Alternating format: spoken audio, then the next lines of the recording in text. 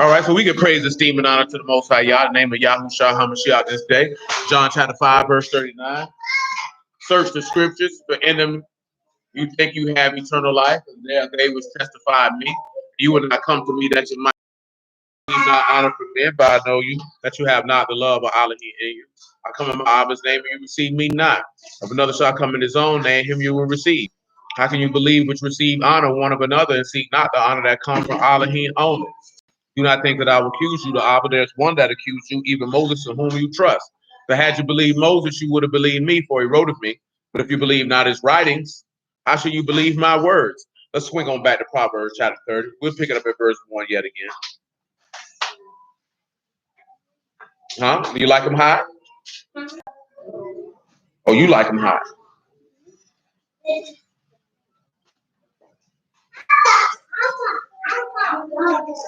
All right. The words of Agor, the son of Yakeh, even the prophecy, the man spake unto Ithal, even unto Ithal, and you call. Who can recall? Shalom, man. Who can recall what Agor name means?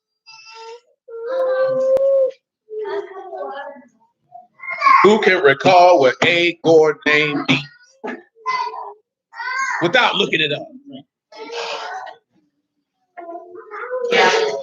Oh, you got a sandwich over? I see.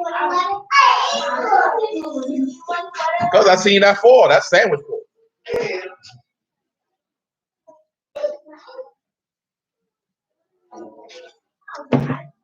Remember, it means gather. Does anybody remember what his father's name means?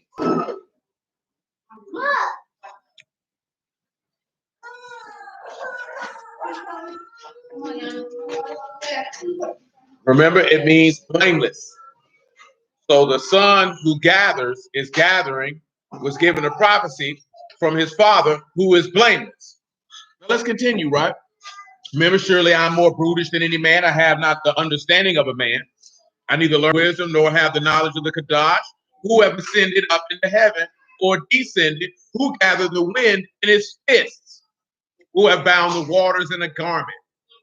Who have established all the ends of the earth? What is his name? What is his son's name? If you can tell. So I'm going to share something with y'all.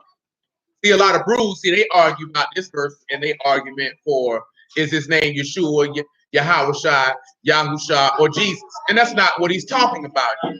What he's talking about is, do you have the ability to discern who is he that ascended up into heaven and also descended down from heaven?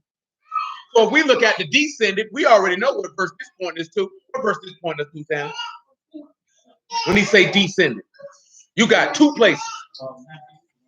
Absolutely not. We're not referring to nothing in the gospel, son. You got to have prophets to justify it.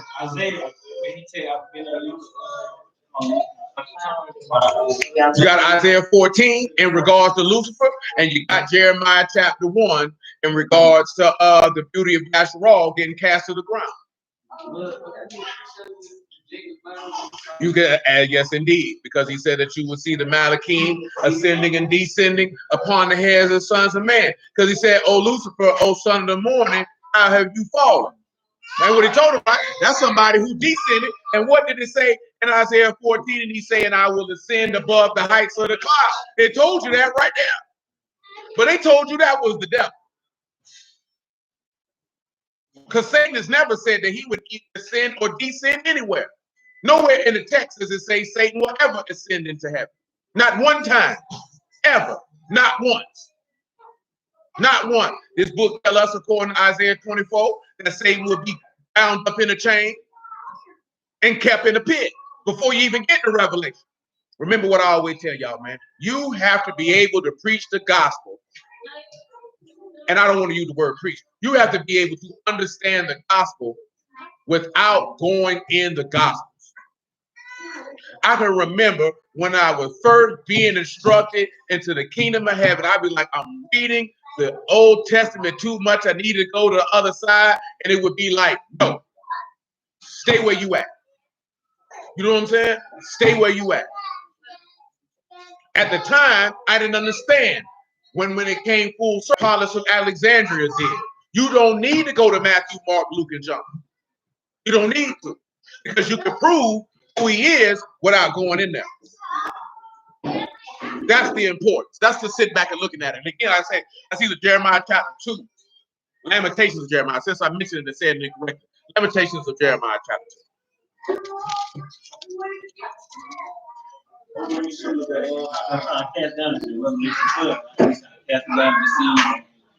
You got that's Revelation 12 when he said that he was kicked out of heaven after a war. Lamentations 2:1. It says, how have the Lord covered the daughter of Zion with a cloud in his anger, and cast down from heaven unto the earth the beauty of Yasharal, and remembered not his footstool in the day of his anger.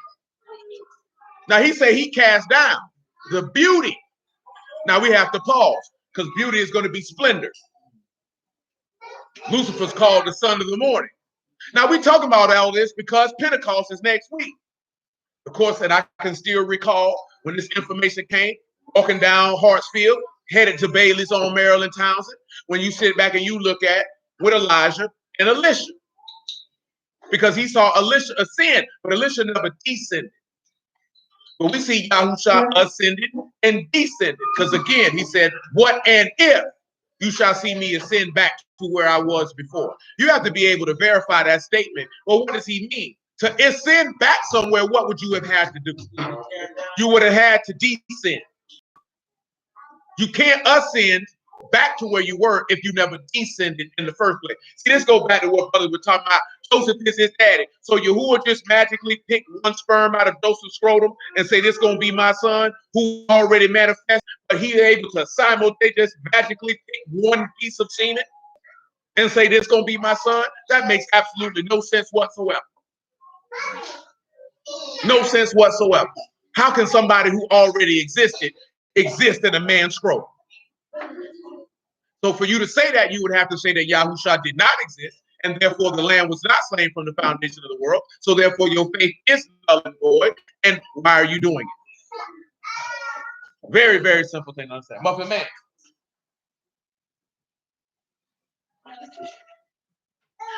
That's how you feel. You're trying to find your spot. That's good. That's all we needed. Back to Proverbs 30.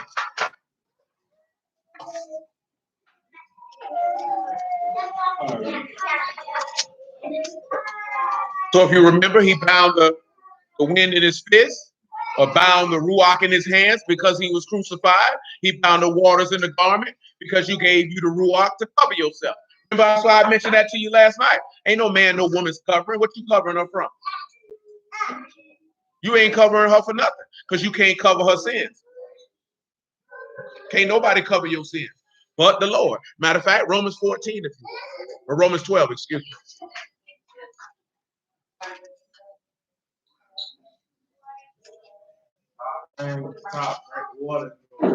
Drink the water. Muffin Man.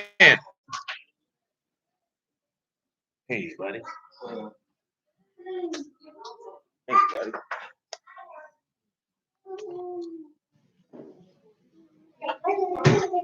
I feel like I'm in the wrong spot. It's Romans 13, excuse me. Pick it up at 13 and 8.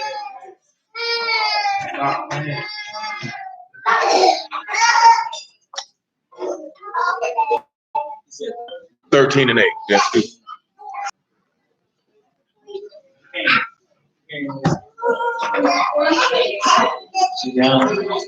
Romans 13 and 8.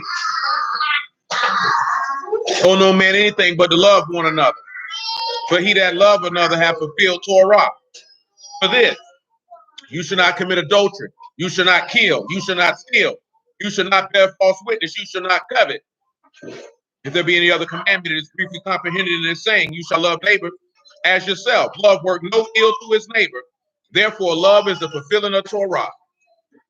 And knowing the time that is now, knowing the time that it is high time to awake out of sleep, for now is our salvation, darkness, and let us put on the armor of light. Notice what he said, that what is at hand?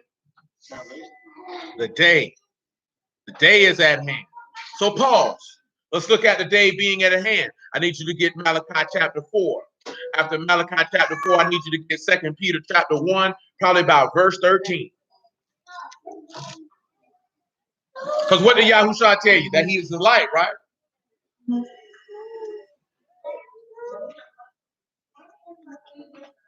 Above.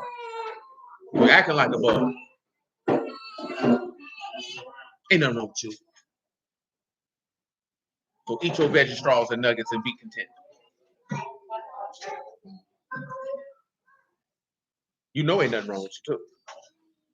You think because you make cute faces that people are swayed? No one is swayed. We're not swayed. We're not moved. Yes, I'm talking about you. Look at you. You got fries, nuggets, and apples. You know it. You know it. That's what I thought. And it's delightful.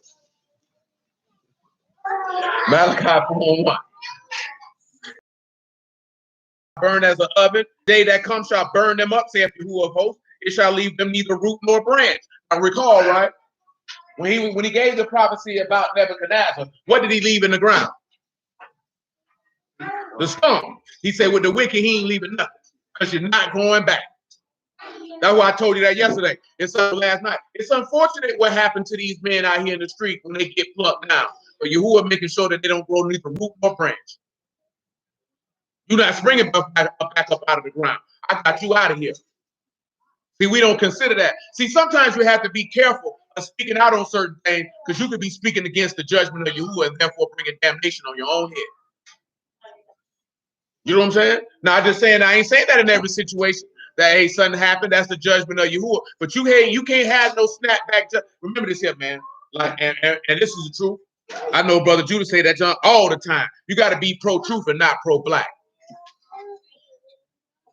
You have to be pro-truth and not pro-black. And to be pro-truth is to be pro-Alahym, pro-Yahuwah, pro-Yahusha. You got to be pro-truth. You can't be pro-black. Because you can be pro-black and be on the wrong side of judgment and condemn your soul. You know what I'm saying? You got to be pro-truth. And to be pro-truth, you know what you have to do? You can't speak on matters before you have all the information. Sometimes you might have to sit back and be quiet.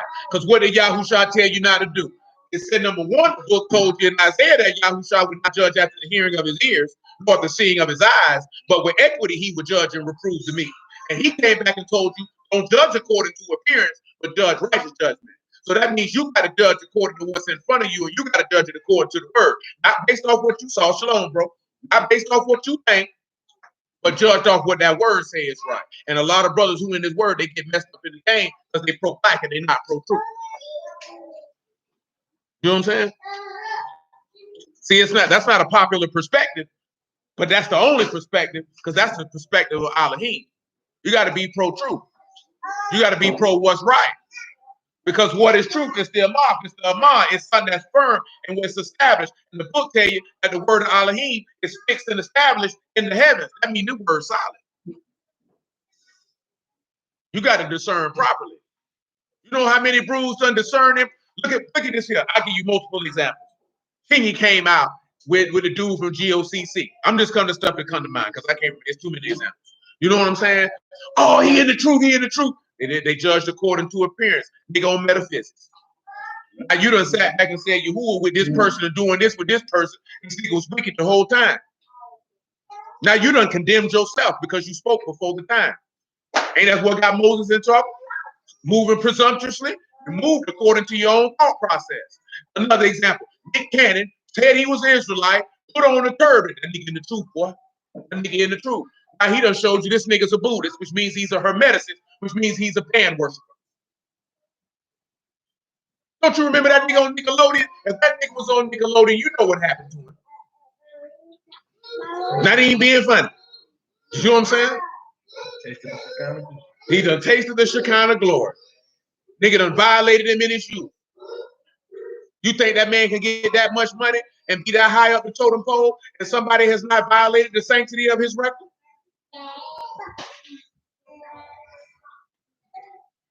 That ain't being, I'm talking about as a child, not as a grown man, as a child. You think they ain't take that man through all types of trauma? How you think you're going to be on America's Got Talent and the people ain't got you in their back pocket? Was that not the biggest reality game show on television? This man got a whole show on MTV that he took on tour. You know how we know? But we seen it. And he randomly picking up comedians off the internet and taking them on the road, hitting them prep, prime, and ready to get the Shekinah glory. Oh, he making a Dr. Sebi movie. Dr. Sebi didn't serve Yahuwah. Niggas acting like, well, Yahuwah gonna accept Dr. Sebi. That's another example. Yahuwah gonna teach a nigga alkaline. Dr. Sebi going to hell. Dr. Sebi hated your God. I told y'all that when he died. Go find it. Oh, so you, because you agree with a nigga word, you gonna disregard out his mouth this nigga say he don't believe in Yahuwah? Did this nigga not say that? Does this nigga not say he worships African deities? Then screw that nigga. Who? Well, Yahuwah said by the mouth of David, I hate all those that hate you. I count them as my enemy. That don't mean I'm walk around F you. I'm going to do this to you. I'm going to do that to you. But you an enemy of my God. See, there's no in between. You either with Yahuwah or you're not. Yahuwah ain't going to look at him. He did a lot of good work for the people. I'm going to let him in my kingdom. So now, guess what? That righteous person got ought to speak against Yahuwah. Now, you can speak against Yahuwah. So you're going to tell me this man's an idolater, a murderer? But because he came out with a Dr. Sebi diet, which he profited it off of, this nigga did not give you this stuff for free. You had to pay him for it. And understandably so. You can't compensate somebody for their service. Nothing wrong with that. You know what I'm talking about? Let's not act like he was going around here doing good paying this man. You know what I'm talking about? That he ever spoke was Yahuwah esteem. But I'm supposed to esteem him because you like it. I will not. Let me think who else these boys spoke for the time. Oh, shoot, a lot of brews jumped on that Smollett nigga, the palm. Oh yeah, Kodak Black, because he showed up to somebody's Sabbath service with some fringes on. Oh, that boy in the truth. That nigga was still knocking holes down, smoking weed, talking about sleeping with a nigga after her man died and all that. This nigga wicked, man. This nigga wicked. All the nigga got to do is say Hebrew. That boy in the truth. Yahuwah with him. He can wake the people up. These niggas not of God. Huh? Oh, Kendrick Lamar, because he had his cousin or brother, whatever he was, from IUIC. Just because his people in IUIC don't mean he on it. Breaking the Sabbath. Nigga in a tub full of wine, butt booty nigga with another man. And he got baptized at IOG. Steady playing basketball on the Sabbath. It's lawful to do good, brother. And Amara Stoudemire, shoot, I used to know Amara Stoudemire got baptized by a boy personally. But niggas don't live. See, niggas see one thing about bruises, they don't care if you live it or not, as long as you know it. See, they think knowing is akin to living. You got to live it, man. That's why he say all the product, he don't leave you no root, no branch. Hold on, Paul. Matthew 15. Look what the Lord said. Let me get to the thesis of the matter while we're here. I don't want to go off on a tangent and get off track. Matthew chapter 15, right? Pick it up at verse 10. Niggas around here telling niggas they defiling themselves if they eat meat. Nigga like this here, no heart defile. Nigga around here telling you, you'll have a woman tell you she a vegan but suck penis. You still eat meat though. What's the difference?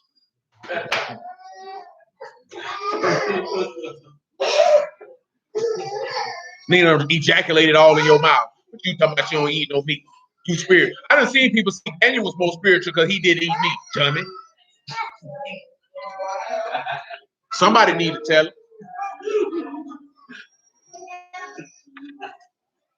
(15 and 10), and he said, and he called the multitude and said unto them, hear and understand.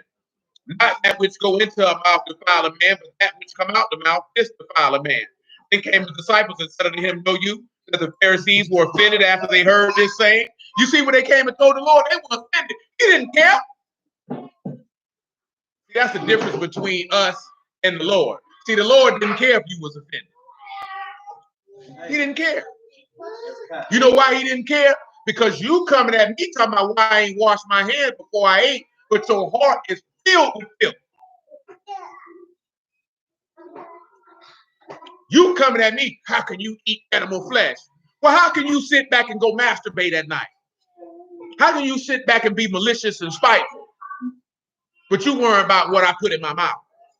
But what about what you put in your heart? You got murderous intent in your heart. You got blasphemies in your heart. You got pride in your heart. People got to gain to it. He said, but he answered and said, every plant which my heavenly Father have not planted shall be rooted up. He ain't leaving you no root or no plant. He's going to pluck you up and cast you away. Let them alone. They be blind, leaders of the blind, and the blind be led. The blind both shall fall into the pit. I don't care. Let them go to hell. That's what the Lord just told them, didn't he? Let them go to hell then. What you worry about it for? What we be doing? No, brother, you need to correct yourself. Nigga, burn, baby, burn like Disco Inferno. That's how I feel. Not finna sit here and chase no nigga who don't want to listen. Nigga, that's stupid. You know, I've been telling you that for years. They don't want to listen. Walk away. You gonna listen. Be quiet. Be quiet. Little boy, don't look around like you don't know where she at. He's talking about, we the good guys. You the good guy? Well, I need you to be quiet, good guy. How about that? Can you do that for me? All right. Back to Malachi chapter 4. I did what you were saying. We're the good guys. We're the good guys. Who the good guys? Bird. You a good guy? You behave? Malachi 4:1.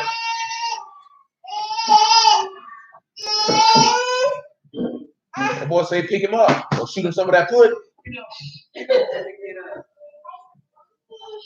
Say you eat pudding in his face. Go ahead and break bread. For behold, the day come that shall burn as the oven, and all the proud, yea, and all that do wickedly shall be stubble. And the day that come shall burn them up, saith Yahuwah of hosts, that it shall leave them neither root nor branch. But unto you that fear my name shall the Son of Righteousness arise with healing in his wings, and you shall go forth and grow up as calves of the stall. So he said back and he tell you he's going to rise like the sun. Come on back over here to 2 Peter chapter 1, verse 13. What's wrong with you, little baby? Have they left you to your own devices and you don't like it? You can make it 12. Have they left you alone? But you are not alone. Why are you touching your chest like that?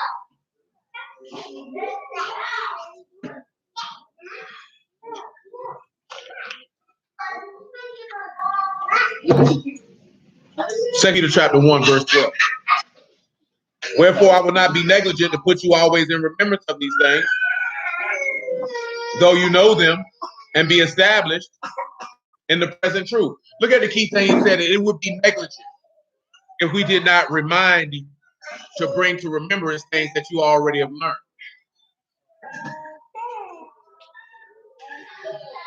Yeah, I think it is meet as long as I'm in this tabernacle to stir you up by putting you in remembrance. Knowing that shortly I must put off this my tabernacle, even as the Lord Yahushua HaMashiach have showed me.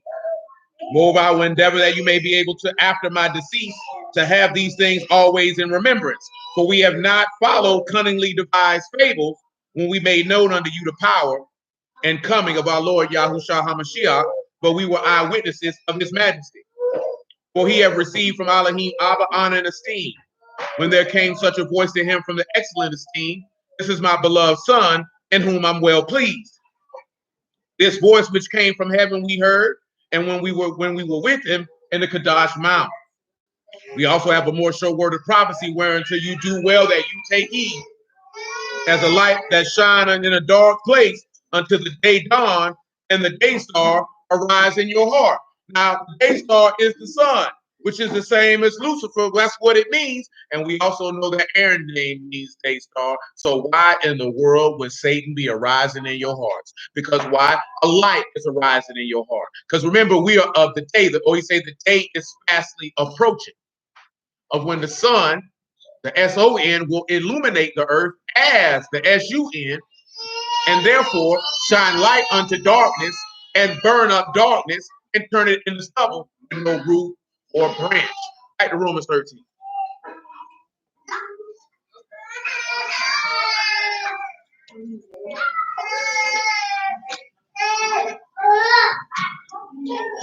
We're in verse 12.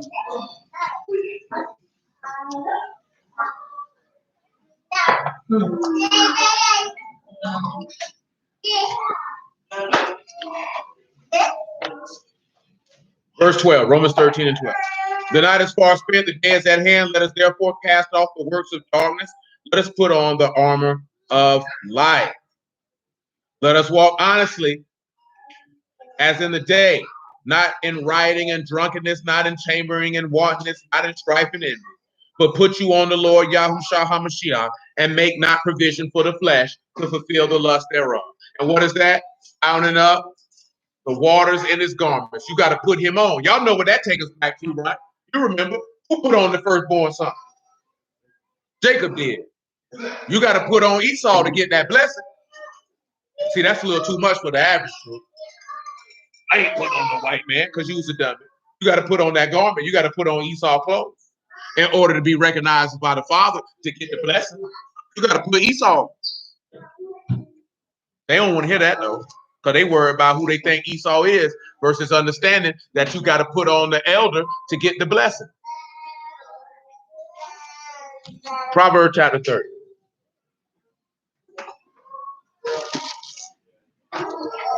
That's why a lot of them gonna perish, because they won't put the elder on.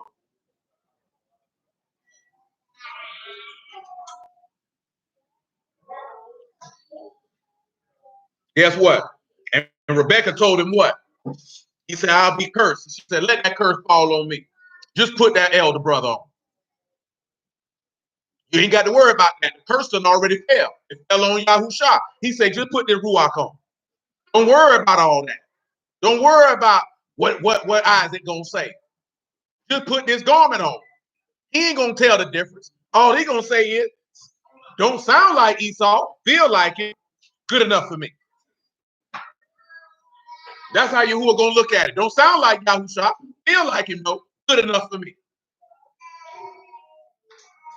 Ah, that's too much for him right now. It's been a long time since he talked about that. Well, that's all you got to do.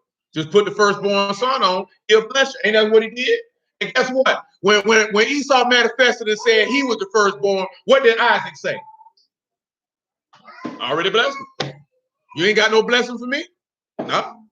He got it. He didn't say, oh no, son. Let me go ahead and reverse it. He said, hey, felt like you to me.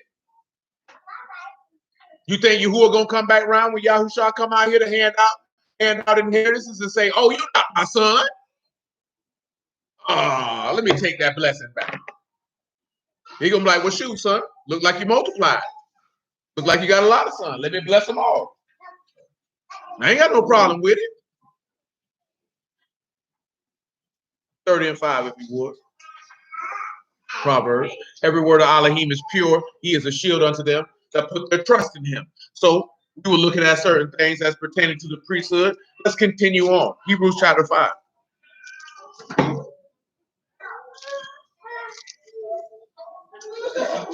Mm-hmm. 5 and 1, if you would.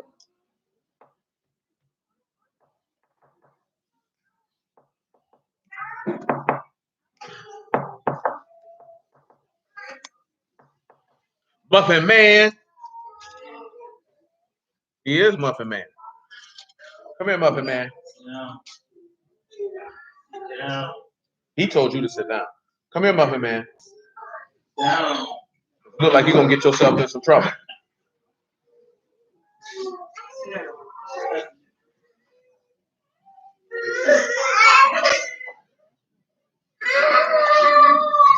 Hebrews 5 and 1. Are you finished? Well, you're still crying.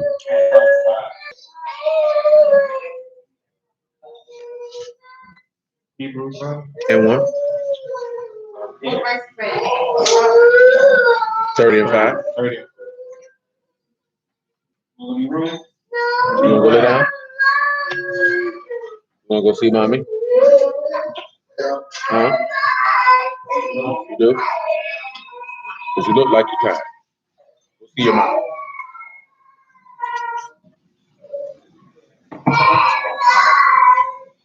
Hebrews 5:1. For every high priest taken from among men is ordained for men in things pertaining to Alahym, that he may offer both gifts and sacrifices for sin. All right, now I told y'all we're going to be real detailed and anal. So let's go to Numbers 18.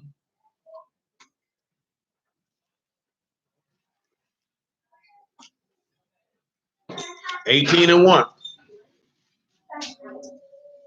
Why are you standing with your ear to the door while somebody in the bathroom? That is very weird of you, sir. Say what? You already know somebody in there because you see the door closed with the light on. You knock on the door and see it's somebody in there. You don't put your ear to the door. Very weird, sir. I would care for you not to do that again.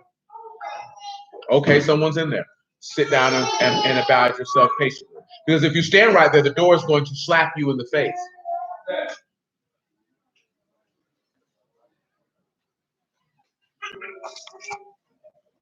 Numbers 18:1. And Yahuwah said unto Aaron, you and your sons and your father's house with you shall bear the iniquity of the sanctuary, and you and your sons with you shall bear the iniquity of your priesthood. So Numbers 18 is when Aaron is officially given that. Let's look at a few things. First and foremost, he said that they must bear the iniquity of the sanctuary. So, of course, you know, bear is Nasa, which is to lift up, to carry, and to take. And, of course, you know, iniquity is Avon, and then sanctuary is Mikdash. Now, we're not going to go through all these characters, but what we are going to do is we're going to look at what we are going to look at is bearing the iniquity of that house. Pause, and let's go back to Numbers 9. I mean, it's not Numbers 9, excuse me. Hebrews 9. We are holding Hebrews 5 and Numbers 18.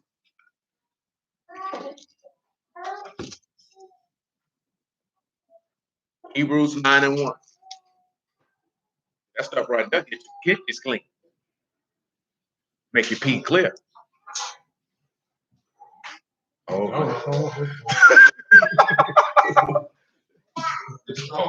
that's strong drink. It ain't an illicit cocktail. We don't like cocks.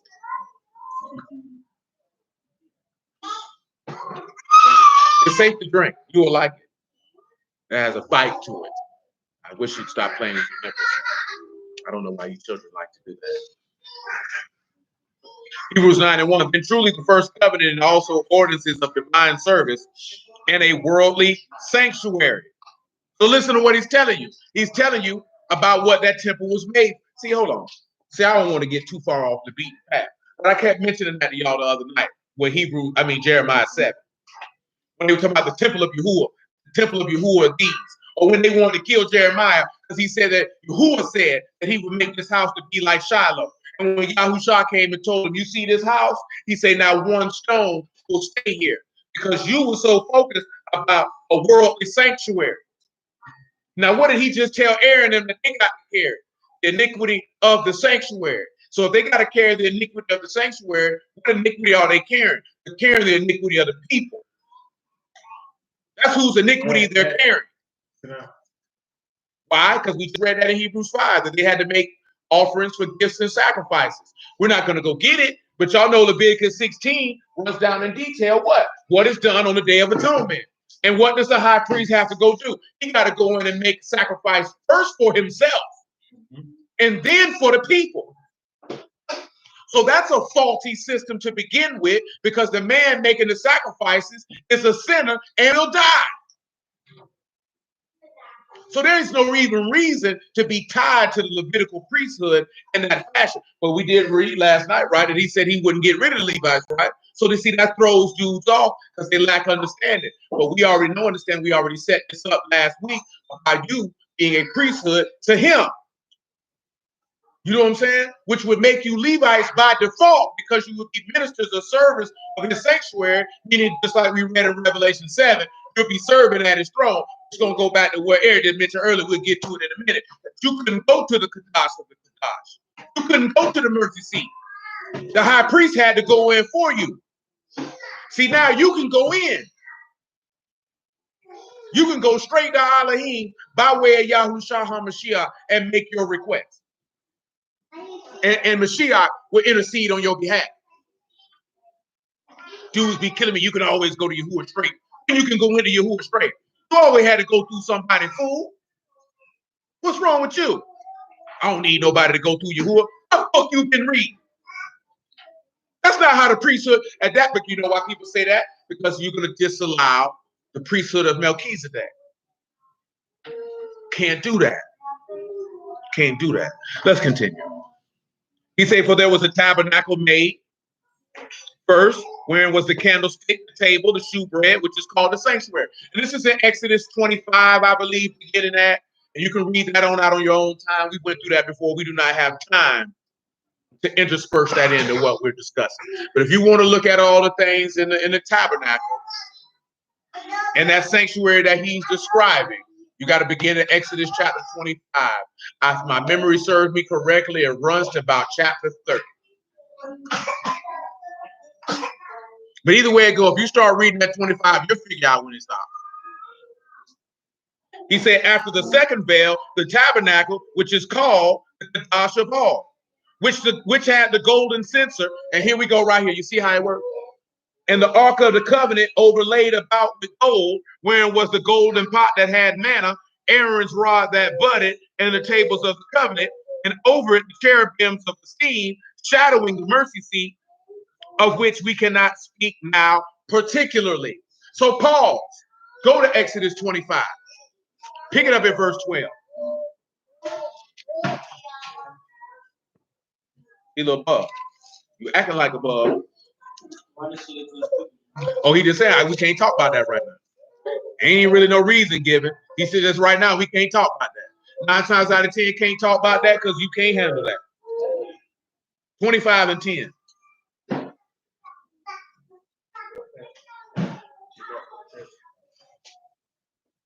He said, and make you an ark of shittim wood, 2 cubits and a half shall be the length thereof, a cubit and a half the breadth thereof, and a cubit and a half the height thereof. And you shall overlay it with pure gold. Within and without shall you overlay it, and you shall make upon it a crown of gold round about. You shall cast 4 rings of gold for it, and put them in 4 corners thereof. 2 rings shall be in the one side of it, 2 rings in the other side of it. You shall make staves of shittim wood and overlay them with gold. And you shall put the staves into the rings by the sides of the ark, that the ark may be borne with them. The staves shall be in the rings of the ark, and they shall not be taken from it.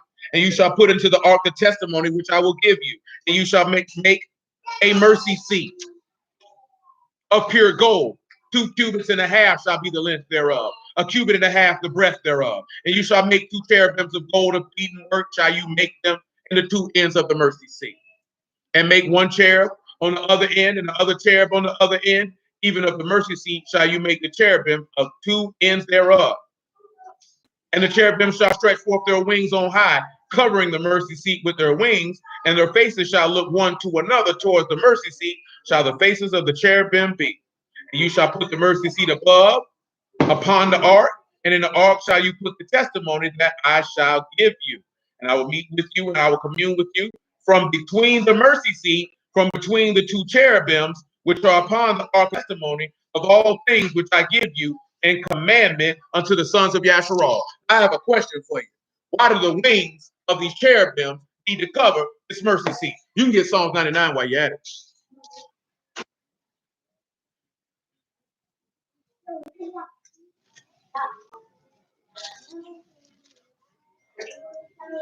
Psalms 99 and 1. Why are you thinking on that? It says, Yahuwah reign, let the people tremble. He that sit between the cherubims, let the earth be moved. Who is great in Zion, he is high above the people, of all the people. Let them praise your great and terrible name, for it is Kadash. God. Why? Remember how I described it. Mercy seat, 2 cherubims facing one another, their wings covering the mercy seat. Why is that the case? What did Jeremiah tell you about the Ark of the Covenant also? In the 3rd chapter of Jeremiah, what did he tell you about the Ark of the Covenant? What you say, man? Nobody recalls? How many of y'all ever seen Indiana Jones? You seen Indiana Jones, man. You seen it. All the movies you watch, you ain't never seen it. You look like a nigga like Harrison Ford. Yeah, you.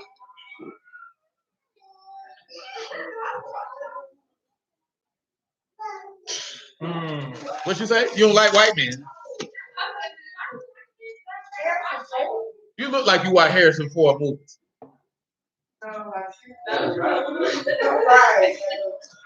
Oh, you only want to look at Lorenz Tate, huh?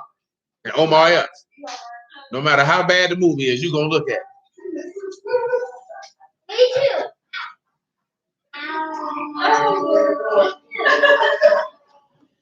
Me too. I ain't listening to that. I don't know what you're talking about. Don't get mad because of the accuracy. So none of y'all ever seen Indiana Jones? I know what it is, but I never watched it. It's an old film. Anyway, it's from the 80s, so I get it. I understand. Some of y'all was still a twinkle in your father's scroll. I mean, they made like 4 of them, but you niggas seen Star Wars, though. No, sure. Well, praise the Lord you ain't see Star Wars, because shoot, nigga, I was 2 years old when they came out anyway, and I wasn't impressed.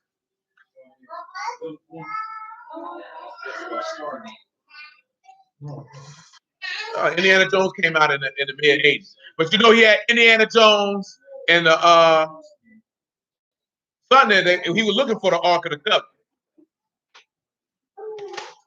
I know y'all seen that there. Hope we don't want to say it out loud. Callie might jump and start kicking niggas. They had a scene in Indiana Jones when they were like Alahym. They would walk up and snatch your heart out your chest. No, that's really happened in the film.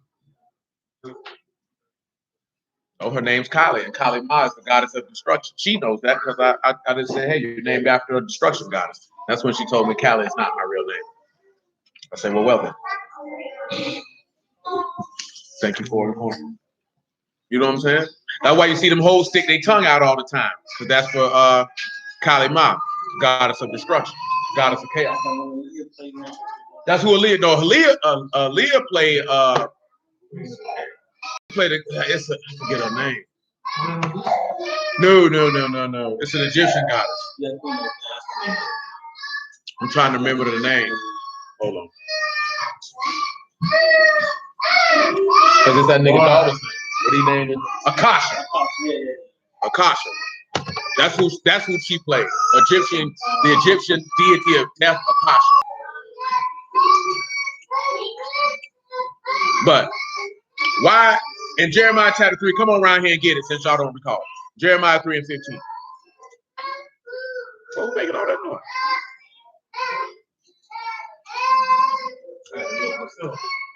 That can't be nobody but Mordecai. Oh, that little Dale? Yeah, you don't hear little Dale too tough. 3 and 16. Jeremiah 3 and 16.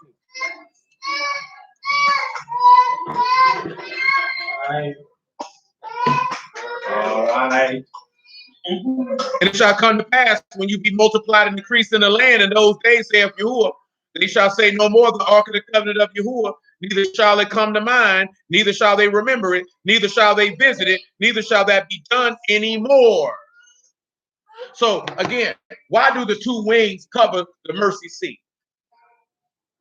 It's in the law too. Matter of fact, it's in Exodus 33.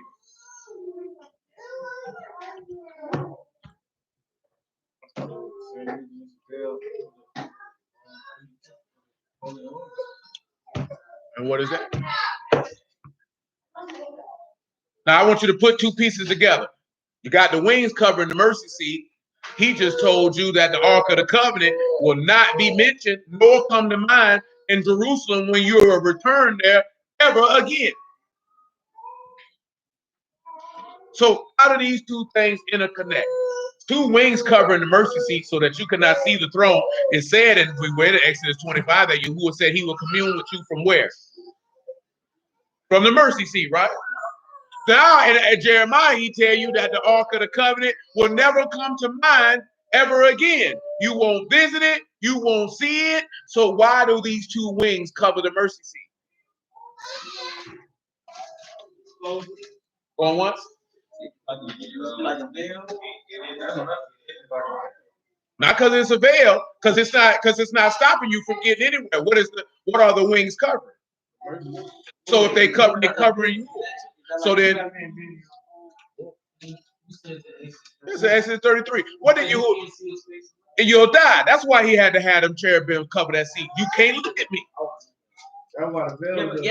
But see, the veil was there to cover the mercy seat before you come in. But when the high priest come in, he can see the mercy seat. Right, but I'm saying it's kind of like the ark. Yeah, it is. But my point is that the veil is in the Kadash and Kadash, but you can go behind the veil. But once he go behind the veil, the wings are covering the seat. You can't see Yahuwah. But the reason why being way say you won't need the Ark of the Covenant, because what did we read in Revelation? That there be no temple there. Because Yahuwah and the Lamb are the temple of it. So there's no need for the cherubim to cover the throne anymore, because now you can see Yahuwah face to face and live. Revelation 22.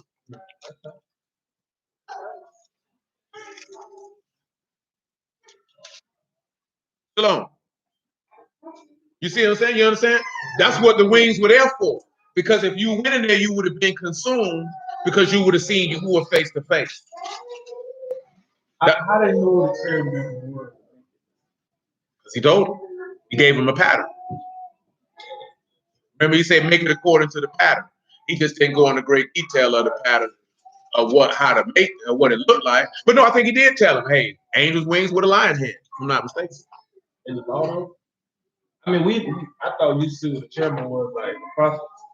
You do, but if it's in the prophets, I mean, he definitely showed them. He would have had to show Moses. When they saw it later. He'd have had to show Moses. Especially how many times he distinctly told him, you make it exactly how I told you to. Oh, when they said they was in the garden, too. Cherubim definitely did in Genesis chapter 3. Revelation 22:1. And he showed me a pure river of water of life, clear as crystal, proceeding out the throne of Alahym and of the Lamb. In the midst of the stream, on the either side of the river, was there the tree of life, which bare 12 manner of fruits, yielded a fruit every month. The leaves of the tree were for the healing of the nations. And there shall be no more curse, but the throne of Alahym and of the Lamb shall be in it, and his servants shall serve him, and they shall see his face, and his name shall be in their foreheads. Now you can see it now. Ain't no cherubims on this throne. Ain't no cherubims on this throne. You can see him face to face and live. See, that's the difference. That's why he told you, you won't visit the Ark of the Covenant for what? I'm going to be here with you. See, that's the beauty of understanding what you're laboring for. You'll get to dwell with him. So what you need an Ark of the Covenant for? Matter of fact, what you need a temple for? See, that's the thing that all our people right now miss. You looking for all this natural stuff, and that stuff is irrelevant because he gonna be there with you. So that's why I say I'm gonna tear this down. I never wanted Psalm 50.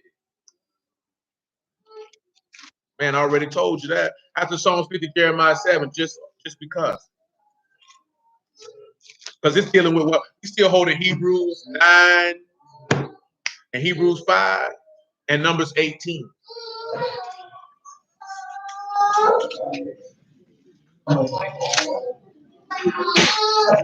Psalms 50, right?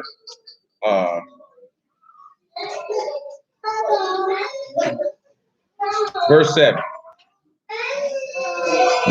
Matter of fact, make it verse 4.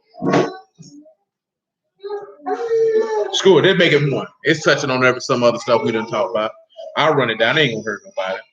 The mighty Alahym, even Yahuwah, have spoken and called the earth from the rising of the sun unto the going down thereof. Out of Zion, the perfection of beauty, Alahym have shined. Our Alahym shall come and shall not keep silence. A fire shall devour before him, and it shall be very tempestuous round about him. He shall call to the heavens from above and to the earth that he may judge his people. Now let's look and see what word is used here for judge.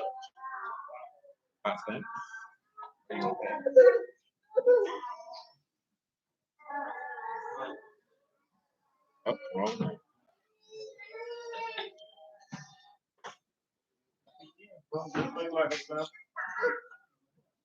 Well, you eat Flanders? You brought Flanders? Oh, praise the Lord. We're gonna have to put you out. No cap, no even being funny. Well, you to walk home. Don't bring no Flanders. Don't worry about it. Then praise the Lord. If you go any grocery store and you see Flanders, you just keep on moving. You don't touch them. You don't look at them. You don't contemplate on them. You just say, you know what? I'm moving down the aisle. I'm being serious now. Don't touch them. And you show we're gonna walk home. Shoot, this son, I'd rather eat my own lawn. I definitely get me on that. What? I definitely eat McDonald's before I eat straight man. I ain't no cap, but as well. Yeah, he's cap. Nah, if I had a choice, no, ain't no cap. Them Flanders were bad. If I had a choice between Flanders and McDonald's, I'm going to McDonald's. No, I said if I got a choice between Flanders and McDonald's, it might not be. It might be horseback. No, I ain't gonna bust that Flanders. It might be horseback, but that Flanders was detestable.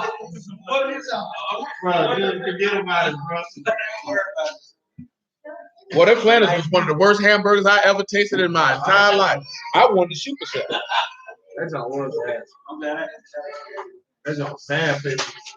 Listen here, different word for judge here. So I'm glad I came and looked at it. It is 10, dollar, yard, and noon.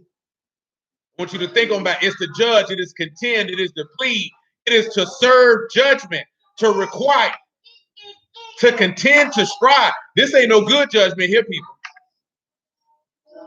It's to please the cause at strife, to contend, to execute judgment.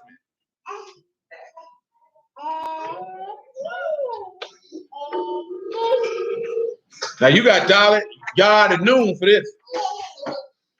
He said he gonna call from the heavens and from above into the earth, and he gonna judge.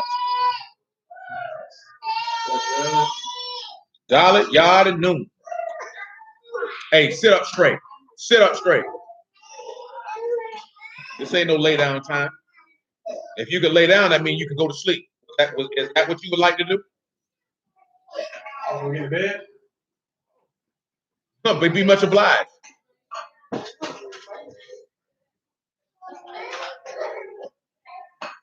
Look at you.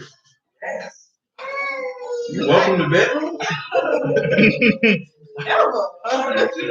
Have your rest. Now you got dollar, right?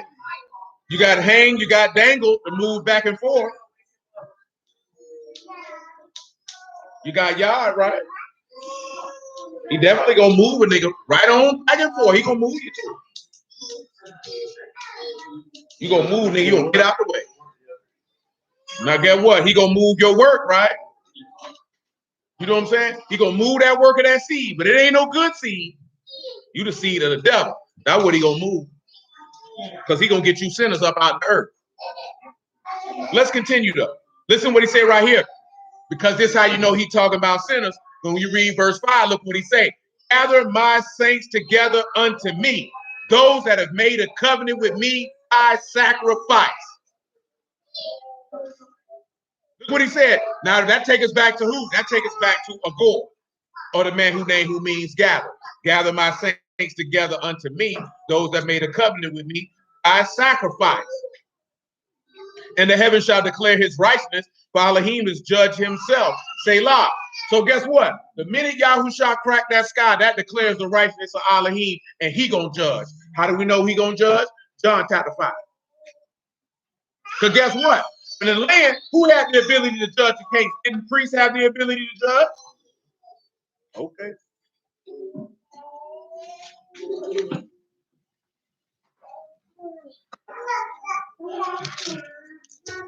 John chapter 5, verse 22.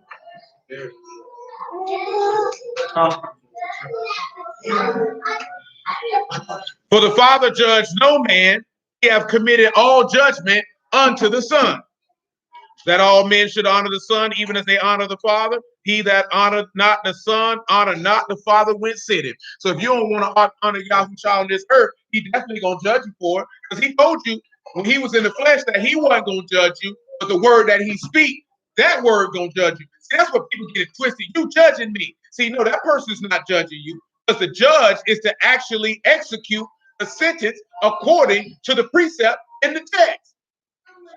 The word is judging you. See, they don't like that. Because judgment ain't nothing but mishpat, right? That's the ability to discern between right and wrong. We ain't shafat, we ain't execute. Or we ain't looking at what we just seen within and striving and contending. See, people quick to say that. See, you judging me. No, you just judge and condemn yourself. That's what you did. I know the saying. No, you know the saying. I'll say it. He said that. He said, one of you shall betray me. I'll say it. Is it me? He said, you said it. That's what you're supposed to tell somebody. I do you like that all the time. He says something like, you said it. I didn't say that. You just judged yourself. How many times you read that text where he said them people judge themselves out their own mouth?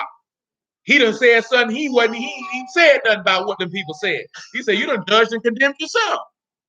How many brews get online and judge they condemn themselves every day? Ain't nobody said nothing to you about nothing.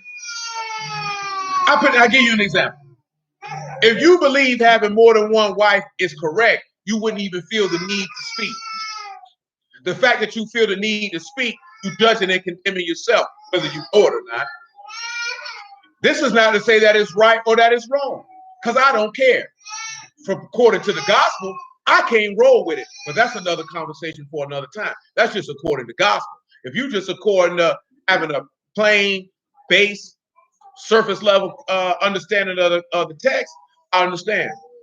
That's what you want to do what you want to do. You know what I'm talking about? But I'm looking at it is, if I know something is justified according to the word of Alahym, I wouldn't feel the need to respond or uphold because somebody said something about it. Me saying something or mentioning things that have not been said is the same as one of you shall betray me. Lord, is it me? You said it. You already know you're wrong. Because why would you feel the need to defend it? You understand? You defend the gospel. You don't defend the. You could have more than one. That's your business. Get your 7, nigga. What I care. You know what I'm saying? That's just my perspective of it in regards to that. You judge it just like this here. I wouldn't be spending my time posting or ridiculing somebody who got more than one wife. That's not my business. I don't care. If you come to me and say, well, why you don't agree with that? Because it don't line up with the gospel, son. The Lord got one wife. There's the first Adam got one, and the second Adam got to have one. And if that's how it was said in the beginning, and that's to line up with the plan of salvation, then that's what I'm going to roll with. Simple as that. He said, take them 2 sticks and make them one. He said, it's one body, one baptism, one faith. That's it for me. According to the gospel. For me, you don't got to agree with that. That's your business. You can take that up with the Lord. I'm not going to argue with you about it. They can get your fire. Why? What do I care? I ain't got to take care of them nor service them. So why do I care? You know what I'm saying? And I've been telling you that for years. What you care what a nigga doing with his penis? At the end of the day, when niggas get caught up with that, you worry about what another man doing with his penis and what other women doing with their vagina. It's not my business. It's not my business. I don't care. Because at the end of the day, I ain't have to have sex with them. I ain't got to take care of no kids that come from them. And I ain't got to take care of them. That's his problem. Let him deal with it. If he happy with it, praise the Lord. If he wrong, praise the Lord. Either way it go, praise the Lord. That's their business.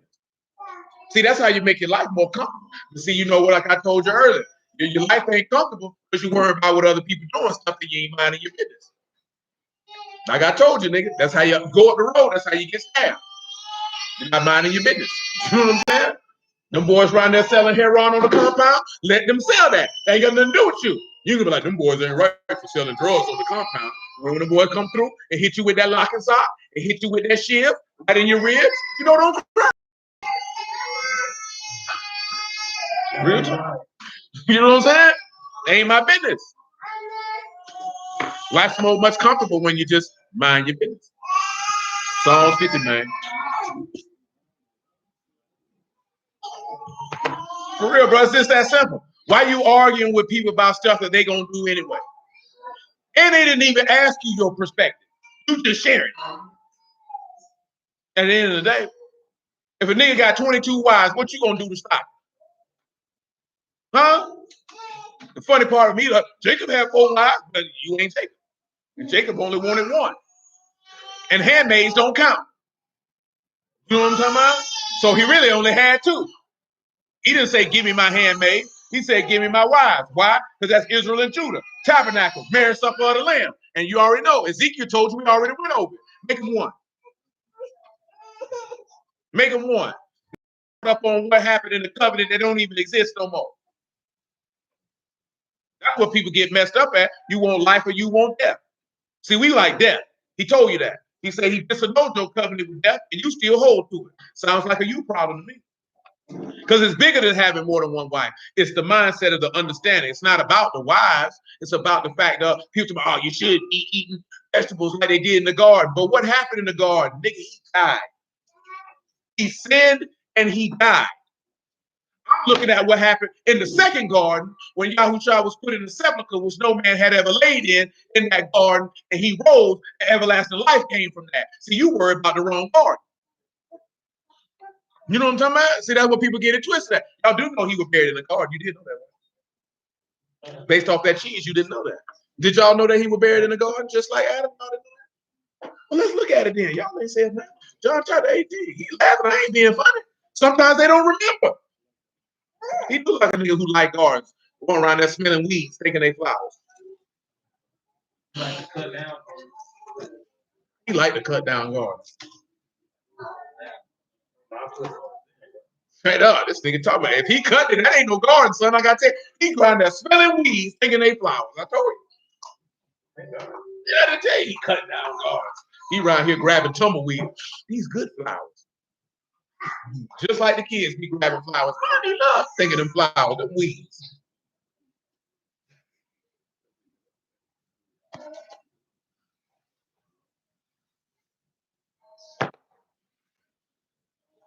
John 18:1. When Yahushua had spoken these words, he went forth with his disciples over the brook Cedron, where was a garden into which he entered, and his disciples. Judas also, which betrayed him, knew the place where Yahushua oftentimes resorted thither with his disciples. Judas then, having received and the men and officers for the chief priests and Pharisees, come thither with ladders and torches and weapons. So you see that they went and they found him in the garden. Swing on around here to 19. John chapter 19, verse 38. After this, Joseph of Arimathea, being a disciple of Yahushua, but secretly for the fear of the Yahudim, besought Pilate that he might take away the body of Yahushua, and Pilate gave him leave. He came therefore and took the body of Yahushua. There came also Nicodemus, which at the first came to Yahushua by night, brought a mixture of myrrh and aloes, about 100-pound weight. Then they took the body of Yahushua, wound it in linen clothes, with the spices, as the manner of the Yahudim is to bury. And now in the place where he was crucified, there was a garden, and in the garden a new sepulchre, wherein was never man yet laid. Now, let me ask you a question. Was any man ever put in that garden of Eden before Adam was formed? No, it was not. So we worry about the wrong garden. In the garden where they disobeyed a direct directive from Yahuwah. I'm worried about in the garden where the son of Alahym resurrected from the dead and got rid of sin and abolished death. You worry about the wrong garden. You see that there, right? He's the second Adam. I know that's right. You know what I'm saying? You got to mind your business. You can't get, because I go back to what he said, they be blind leaders of the blind. What he told you to do? Leave them alone. Mind your business. That's what he told them. Mind your business. Ain't got nothing to do with you, son. It ain't hard to mind your business. You know why people don't mind their business? Because they like chaos. You like to be in the middle of stuff. You got your life going. See, if you don't like to mind your business, that means you ain't got nothing going on. You need to do something with your life. You need to reassess yourself. You know what I'm saying? Because if you got too much time to worry about what other people are doing, I mean, you ain't doing nothing yourself. Your life's not productive, especially for a man. It's disturbing. You know what I'm saying? You can't accomplish nothing worrying about what the next man doing. Worry about what you're doing. You know what I'm saying? If a brother wants your help or your assistance, or you look up and you see somebody needs some help or some counsel, then you give it to them. But if you sitting around wondering, I wonder what that's whole stuff, man. That's square, man. What type of niggas raise these niggas, man? Where did they come from? What's wrong with them? See, I have been told, you grew up with a bunch of dumb niggas, idiots. But it's not idiots for being in other people's business. They had the wrong mindset. They can't think straight. They thought so small and so insignificant. That's why they in the state that they in their life. I grew up around niggas like that. The niggas who I was around regularly, they didn't think like that. But that can be damaging to you if the people you around have a destructive or minimal mind state, because you'll take it on. You know what I'm saying? And then you'll start operating like they operate. And you begin to see nothing wrong with the operation of that thought process. Why do I say that? Because he told you that I would not even know a sinner. And that's what David said. I will not know a wicked man. That's why he told you evil communications corrupt good manners. Because the more you're around people who have that type of mindset, they can penetrate your mindset and you can call according to their mindset. Because I don't care how strong you think you are. I've been telling y'all that for years. And Solomon is the wisest man who ever lived on the face of this earth. And wicked women cause him to stumble. Who are you to say that you cannot be corrupt? You can't open your mouth and say that. How many of y'all in here say you got more wisdom than Solomon? But it said outlandish women caused him to sin, did it not? So the influence can be, he not only called to sin, he went as far as building altars and groves for these women. You know what I'm saying? Because of the influence. That's why he told you not to fool with them people, or not to marry your children to them people, because of the influence. That is what Yahuwah was always referring to. Your parents done told you about that. You don't believe it. Because everybody believes I'm too strong to be influenced by another person. I'm too strong. See, when you say you're too strong to be influenced by another person, you're really manifesting that you know you're a weak-minded person and you can be easily influenced. Because someone who is not easily influenced will not tell you that. They will show you that by not fooling with you or extricating themselves from around you. Period. I ain't gonna keep telling, oh, nigga can't influence me. That's all. And that's just like he said, them traps be subtle. You know what I'm talking about? Like these traps out here, they little speed traps, they little DUI traps, they get you slip. You running on through. You wouldn't think they right. That next thing you know, light in your face. Turn here. Turn here. Now you're like, oh man, I just drunk some yak. Now you're scared. You know what I'm saying? But seriously though, you can't, because if you know somebody like this, I told you this the other day, because I told you my big homie been telling me that for years. He said, boy, don't you hang out with them broke niggas, boy. He said, because you gonna be the sixth broke nigga. And when I had first started hustling, he was like, man, don't fool with them niggas. Them niggas ain't getting money. You know what I'm saying? Them niggas broke. He said they've been hustling for years. They ain't got nothing. He said, don't you hang around them boys. You know what I'm saying? I wasn't finna hang around them no way. But he just felt the need to impress that point. Them boys don't want nothing out their life. Don't hang with them. You know what I'm saying? If you know that people don't want salvation out of their life, why are you hanging with them? They're going to corrupt you. That's nothing personal. It's business. See, you know what's why y'all problem is? I don't understand that there's nothing personal and there's no emotions in business. Ain't that what Nino Brown used to say? It's never personal, just business. You know, some people kill people, and for them it's just business. It wasn't nothing personal. I didn't have a problem with this person. It's just business. I got to take you out of here. You know, I go on about my day, eat me some lunch, take the kids to school, this, that, there, and the third. It's business. There's no emotions in business. When you serve it, what did Yahushua tell them in that temple? He got to be about what? Ain't no emotion. Ain't no emotion when you about business. It's business. It's nothing personal. People take stuff personal when you're dealing with business. Somebody come tell you, I don't want to use your company no more. You feelings gonna be hurt? Well then, so what? It's 1,000 other niggas out here. You know what I'm saying? White lady trying to scam on some furniture, talking about this lady think I'm coming up to come around there. The police say you need to come over here. I ain't coming over there. I look like boo foo to fool to you? You think I'm finna pull up and let a nigga arrest me on the house because you trying to steal? You knew we supposed to trash this doggone house out. You know what I'm talking about? Now you talking about ain't nobody supposed to be here. I'm pressing charges. You need to come around here. Well, you wait for it, ho. Because I'm out here in Eureka Garden cleaning and I ain't coming. You know what I'm talking about? Straight up and down. Only reason I was coming for my brother's sake. Then I heard something in the background. Oh, that nigga's good. I'm going back where I'm at. You know what I'm saying? But the Lord good, because the police officer knew our daddy, so he ain't let nothing go down. He said, I know them boys. Y'all not gonna do this here. Trying to steal some dry rotted furniture. Oh, what that furniture for? It's done going to the dump. But seeing stuff like that, and so the track, you go around there, get out of pocket dealing with them sinners. You got to have wisdom dealing with sinners. You know why you got to have wisdom dealing with sinners? Because they have no restraints on their conduct and behavior. They can do whatever they want. They don't have nobody they answer to. They answer to the altar of themselves. So they do what's right in their own eyes, like I said in the book of Judges. So you got to be careful with that. But continuing on, we've established the garden, right? Finish Psalm 50.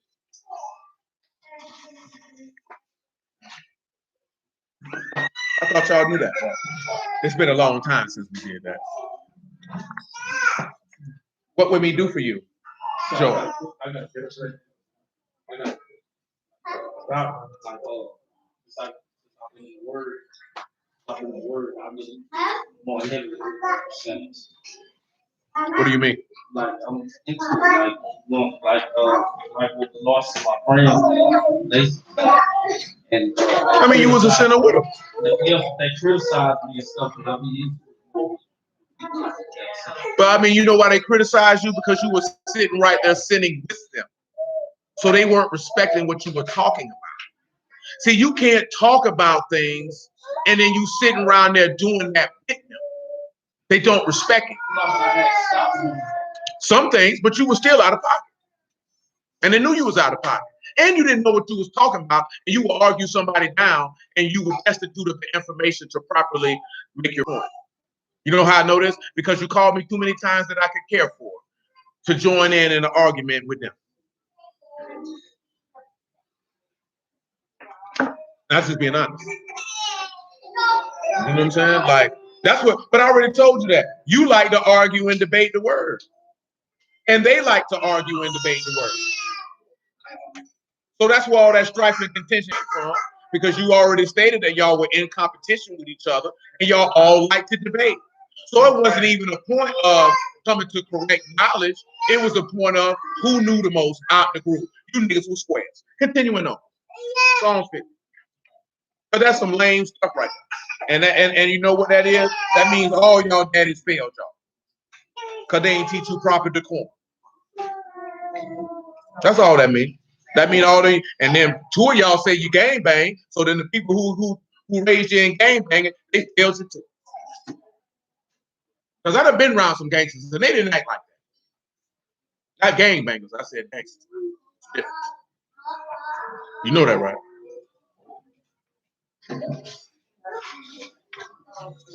Verse 7, Psalms 50. Hear, O my people, and I will speak, O Yasharal. I will testify against you. I am Alahym, even your Alahym. I will not reprove you for your sacrifices or your burnt offerings to have been continually before me. I will take no bullock out of your house, nor he goats out of your folds. For every beast of the forest is mine, and the cattle upon 1,000 hills. I know all the fowls of the mountains and the wild beasts of the field are mine. If I were hungry, I would not tell you. For the world is mine and the fullness thereof. Will I eat the flesh of bulls or drink the blood of goats? So what is he telling you? I don't want your sacrifices. Hey! Silence. Thank you. Jeremiah chapter 7. Jeremiah 7 will back him up. 7 and 21, if you would.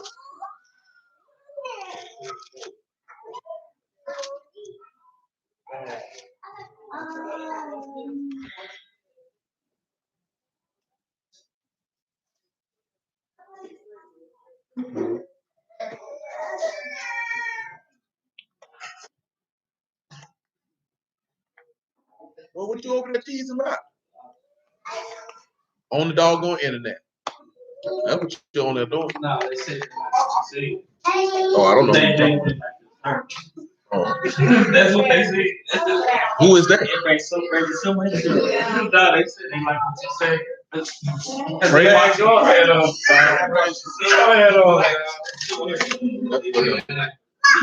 We can't do nothing with it, man. Oh, man, he's cheesing. I'm like, what you cheesing at? You online? You better get off. You better get offline. Just stay online.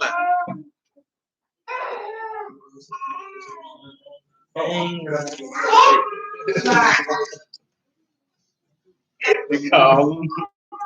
Hey.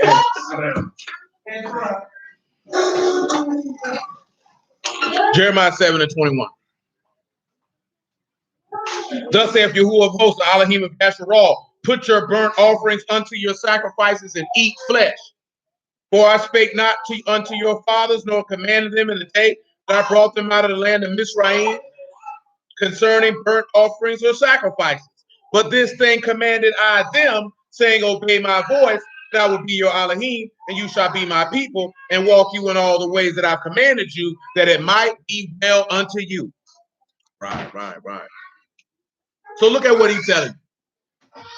Look at what he's telling you. He said he ain't never said nothing about no sacrifices. Never cared. He wanted you to obey. That's what he wanted. Come back to Hebrews 9.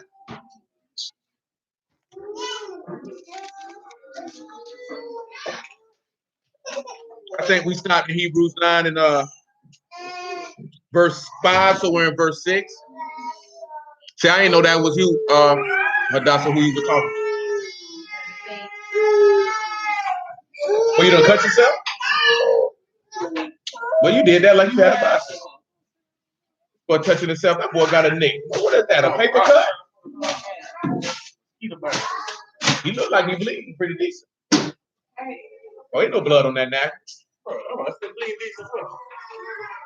Boy, that junk look like some spots.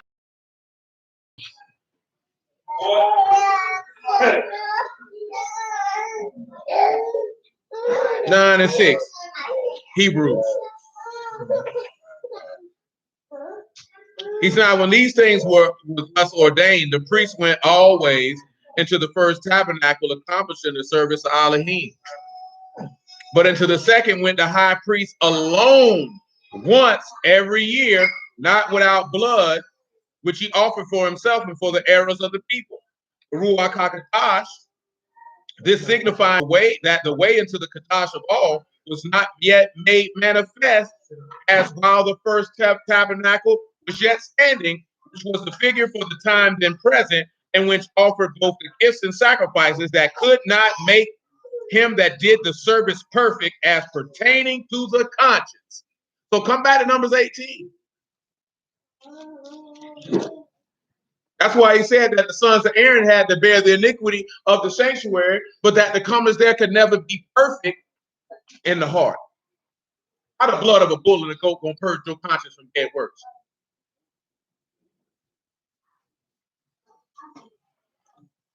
Then you notice that he said he had to bear the iniquity of your priesthood. So not only did he have to bear the iniquity of the sanctuary, he had to bear the iniquities of his whole household, which is also pointing to Yahushua. But that's another conversation for another day.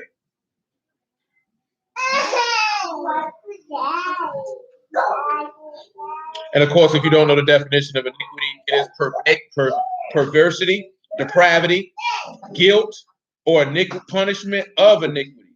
Great guilt. And we know this people got great guilt.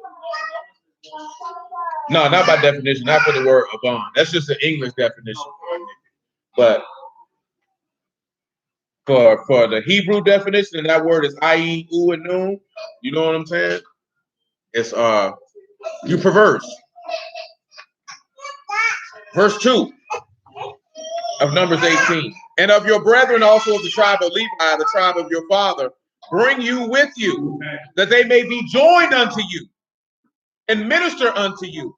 You and your sons with you shall minister before the tabernacle of witness. So pause and think and consider. Listen to what he said. Your brethren of the tribe of Levi, the tribe of your father, bring them with you that they may be joined to you and serve you. You and your sons shall minister before the tabernacle of witness. Why does this pertain to Yahushua? How can we sit here and reconcile this? He said, you bring with you the tribe of Levi that they may be joined to you and serve you. Why are you thinking on that? Let's go back to Ezekiel 41, I believe. Sire, just drink that water, please, because you're over here playing.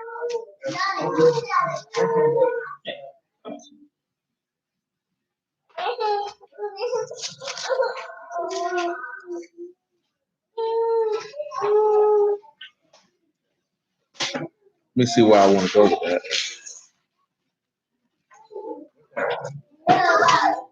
Ezekiel chapter 40, verse 44.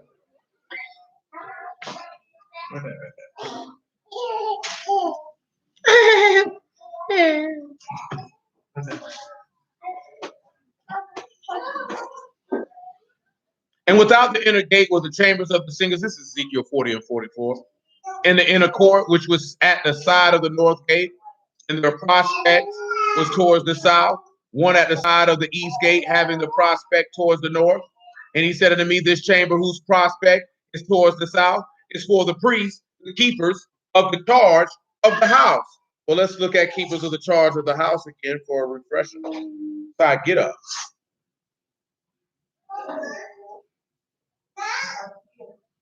You playing. It ain't playtime. You ain't do nothing but mess around and have the wrath of your iniquity fall upon your head. Then you're going to want someone to have sorrow for you, but there will be no sorrow to be found.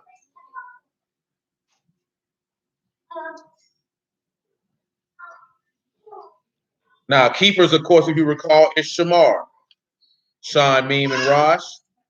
By definition, they guard, observe, and they give heed. They observe the things in the house. They give heed to the things of the house. But the charge is what we'll look at, and it's your service, your function, your obligation.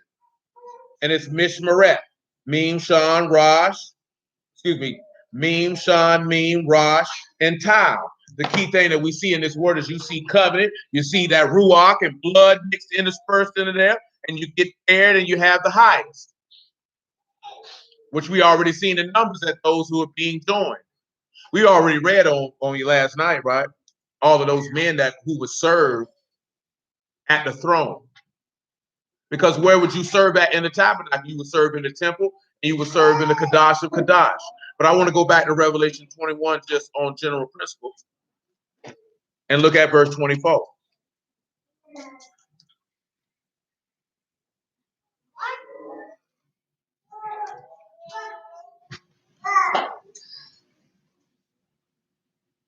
Well, 22, excuse me. 24 ain't going to do us no good. Right? And it says, and I saw no temple therein, for Yahuwah Alahym, Almighty, and the Lamb are the temple of it. Now we're going to pause. We read earlier in Hebrews 9 the things that you'll find in the sanctuary, right? The shewbread, the candlesticks, things like that, right? I want you to come over here to 2 Timothy chapter 2, I believe. Little baby, little baby, little baby. Ain't nothing wrong with you.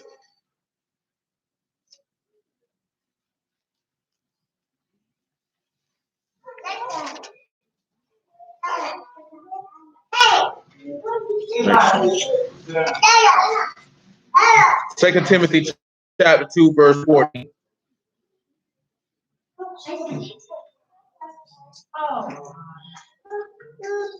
What's wrong with you? On herself?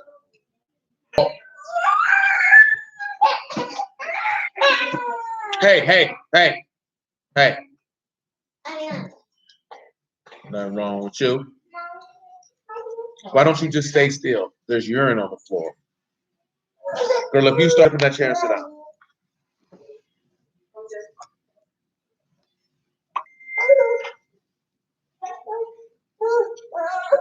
All right. 2 Timothy chapter 2, verse 14.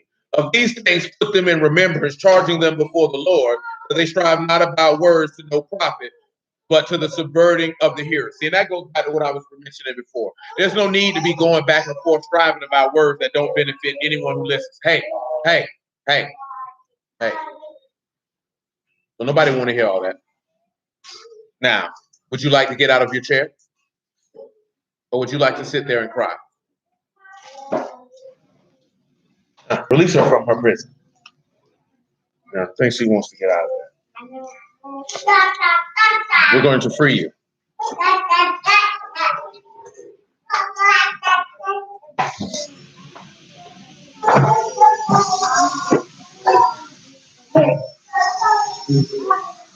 Let's continue. Study to show yourself approved under Alahym, a workman that need not to be ashamed, rightly dividing the word of truth. Who recalls what this means? But first and foremost, who is Paul talking to?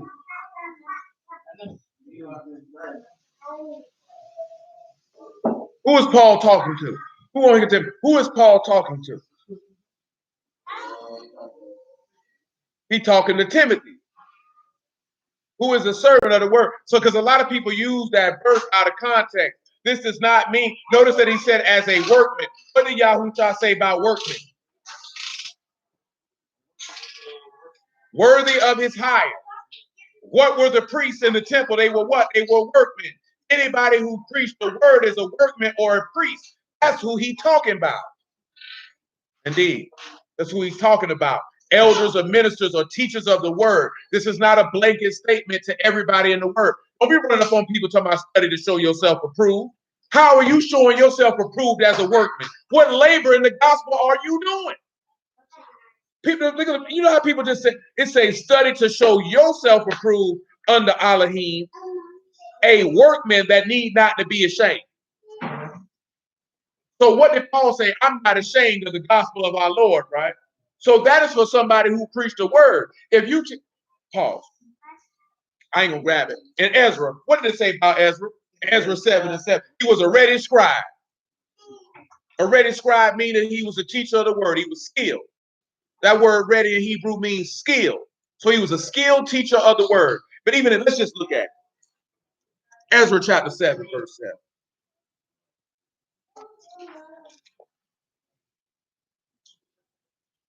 We're going to deal with a lot. We're going to take our time. We're looking at stuff with priests. We're going to be dealing with this for a while. It's a lot of things in it. It's a lot of nuance. And we're not going to just rush through it and grab. Like we could do if we were just saying, hey, 1 point, then yeah, but we're going to try to be thorough as Yahuwah allows. Ezra 7 and 9, 7 and 7.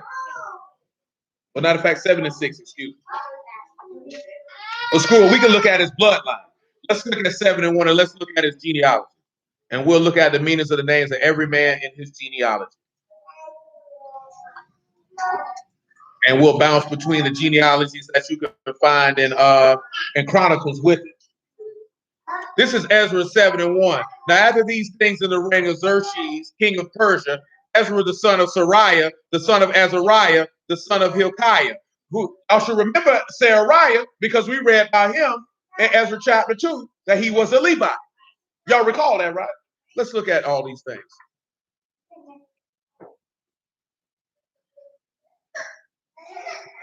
So they're having a bad day. First thing we get here, we get at Ezra. Ezra means help. Name means help. You have Ayin, Zayin, Rosh, and Aleph. Name means help. So the son means help. His father, Sariah, of course, you should recall, is that Yahuwah is his ruler. Yahuwah is ruler. Also, Sariah's father is Azariah, whose name means Yahuwah has helped. And then he is the son of Hilkiah,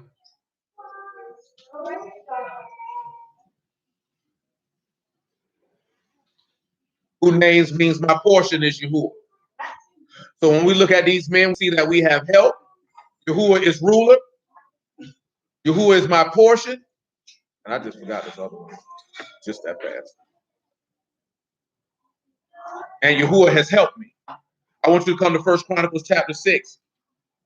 I want you to pick it up at verse 1. Remember, we did this a long time ago. See, stuff like this here be tedious, but it needs to be done. 1 Chronicles chapter 6 and verse 1. Because then we're going to also look at Zadok and see Zadok's place in this particular bloodline. 1 Chronicles 6 and 1. The sons of Levi, Gershon, Kohath, and Merari. The sons of Kohath, Amram, Izhar, Hebron, and Uzziah. The sons of Amram, Aaron and Moses and Miriam. The sons also of Aaron, Nadab, Abihu, Eleazar, Ithamar. Eleazar begat Phinehas. Phinehas begat Abishua. Abishua begat Bukai, and Bukai begat Uzi. Uzi begat Zeriah. Zeriah begat Merioth. Merioth begat Amariah. Amariah begat Athu. Athu begat Zadok. Zadok begat Amahaz. Amahaz begat Azariah. Azariah begat Yohanan. Yohanan begat Azariah.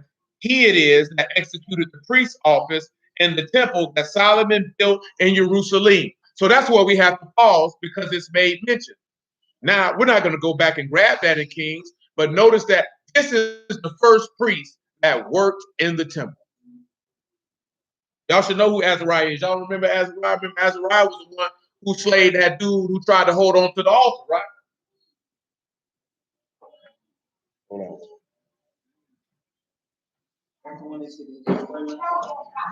What is that?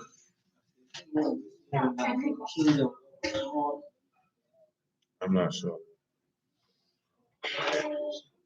Now you got Azariah. That's Yahuwah, his help. But now we want to look at he that executed in the priest's office. And the word here is kahanan.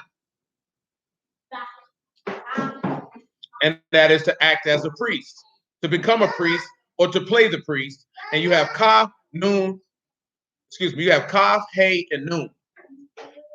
So what do we sit back and look at? That Yahushua being subdued brought forth life, because he had to execute in the priest's office. Because what did the priests do? They subdued and slayed the sacrifices, right? So the people's sins could be removed, right? Ain't that what they did? He's the first priest to execute in the temple. Yahushua was the last priest to execute in the temple. Let's continue down. Azariah begat Amariah, and Amariah begat Athub, and Athub begat Zadok, and Zadok begat Shalom, and Shalom begat Hilkiah, and Hilkiah begat Azariah, and Azariah begat Sariah, and Sariah begat Jehozadak, and Jehozadak went in captivity when Yahuwah carried away Yehuda and Jerusalem by the hand of Nebuchadnezzar. Let's go back.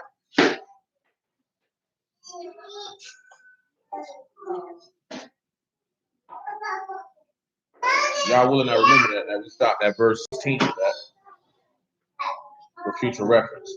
Back to Ezra chapter 7. We're in verse 2. It says, the sons of Shalom, the son of Zadok, the son of Athub, the son of Amariah, the son of Azariah, the son of Merioth, the son of Zariah, the son of Uzi, the son of Bukai, the son of Abishua, the son of Phinehas, the son of Eleazar, the son of Aaron, the chief priest. So what can we attain from Ezra? Ezra was of the line of the high priest. So he had to do what? He had to bear the iniquity of the sanctuary and the iniquity of the priesthood. Now, if you didn't know, you can understand why Ezra looked at stuff and said the things that he said, because he had to bear or lift up or carry the sins or the perversity of the people, the same way that Yahushua did. Let's continue. 7. This Ezra went up from Babylon, and he was a ready scribe in the law of Moses, which Yahuwah Alahym of Yasharal had given, and the king granted him his request according to the hand of Yahuwah his Alahym upon it. I'll get you that word for ready for those who may not be aware.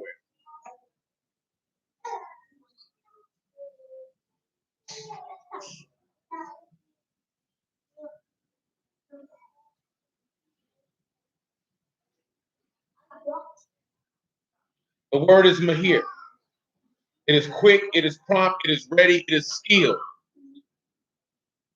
You got mean, you got hay, you have yod, and you have rosh. So what do we see from this here? Behold, that Yahushua's work of blood or work of sacrifice, or the work of the ruach, because either way, when you had a ruach, you're definitely dealing with something that is skilled. But that's what he is. He's skilled in the text. Remember what Matthew 13 and 52 tell you? Every scribe which is instructed into the kingdom of heaven is like a man who bring out of his vessels things new and old. See, now let me get scribe for you too. Because everybody talk about scribes and Pharisees. Remember that is Safar, right? And that's somebody who can recount, relate, to number, and to take account, or to declare, or to talk, or to count exactly or accurately. So he is skilled in recounting accurately what the book says. See, a lot of people ain't scribes because they cannot count and recount accurately what it says. Y'all remember the story, and the prophet is escaping my mind. But when they found the book of the law in the temple, and they went to the prophetess to see what it said, and they were terrified when they understood it. Do you remember in the book of Ezra where he told them that he caused them to what? Understand the reading? Because you have to be able to properly expound the text. Man, I'm gonna be honest with you, man. 98% of these dudes out here is trash. Pure trash. You know what I'm saying? Pure, unadulterated trash. And I'm not saying that because I preach the word and I'm like, oh, niggas ought to come listen to me. Oh, no. I say that because I am a connoisseur, a partaker of the Kadash heavenly word. And I can tell you that these niggas are trash. These dudes don't know what they be talking about. They regurgitate the same tired and garbage teachings. They lack complete and total understanding. And it's a travesty. It's embarrassing to behold. You know what I'm saying? Because dudes know. Some of my people, some of my homeboys who teach the word and know the word, they already know, like, bro, if you around some dudes, boy, they wouldn't even want to have dealt with you. They done told me this several times. Because they know I'm coming through and I'm smashing everything. Not because I'm so good or so great, but Yahuwah saw fit for me to understand his word, and dudes don't understand the word. That's where strife and contention come from. That's why dudes won't like, dudes really be worried about if people feel like you'll take people away from them. See, but I never saw it that way. Some of y'all in here know. If I ever told y'all can't listen to nobody else, what I always done told you, Stanley? That's it. Have I ever said who I care who you listen to? Don't care. Why would I care? It's all the same word. Why would you not want somebody to hear the word of salvation? Why would you be that insecure? You know what I'm saying? Oh, they're not gonna listen to me no more. Well, you's a whole nigga if I ever seen one. You know what I'm saying? Because at the end of the day, it's not your word. It's not your word. So you can't have a dominance on how they get it. When I was with IUIC, they told me straight up. They said, you can't watch no YouTube videos. You got to delete everybody that's not an IUIC. You can't watch no YouTube videos. That's not IUIC. You can't hang with nobody that's not IUIC. Right. I mean that's their business. I ain't got nothing to do with that. I personally don't care. You know what I'm saying? Never did care, never will care. Makes me absolutely no difference whatsoever. All I'm gonna tell you is one thing: you better make sure the niggas know what they talking about. That's it. Just make sure they know what they talking about. Because at the end of the day, you can never get too much of Yahuwah's word. I know they tell you in life too much of anything can be bad for you. It ain't never bad to get too much of Yahuwah's word. You know what I'm saying? It ain't never bad. You know what I'm saying? Because the word is the word. And if everybody, and if you are Alahym and the other person are Alahym, guess what's gonna happen? You're gonna be saying the same thing. So it don't really matter. See, it only matters because somebody's saying something different, and you don't want them to hear nothing different. Because if they are Alahym and you are Alahym, then y'all gonna be saying the same thing. So it's not even gonna matter. They gonna be like, oh, I can go over here. They're gonna be like, well, shoot, he's saying the same thing. He's saying the same thing. Don't make no difference where I'm at. I'm gonna hear the same thing. See, but a lot of the dudes, man, they move like women move. See, a lot of women don't do a lot of things correctly because they know it's a simp somewhere that'll go along with their program. Because if every man was on the same type of time, then she would have to stay with the man that she with because she wouldn't find refuge. You know what I'm saying? Or as that nigga said in the back, you're not a pimp, you're a rest haven for hoes. So now you got a rest haven where you can act and be foolish. People treat the word the same fashion, whether they're in a Christian church or whether they're Hebrew. I don't like what they say at this church, so I'm going to go over here. I don't like what they say over here, so I'm going to go over here. But if everybody was saying the same thing, ain't nowhere you can go. You either gonna have to put the book down or get in line. That's what you gonna have to do. You know what I'm saying? Because the word is the word, and it's a beautiful thing. And why would anybody want to limit that? You know what I'm saying? How can a man regulate that? You can't watch no other YouTube video. You got cameras at people's house?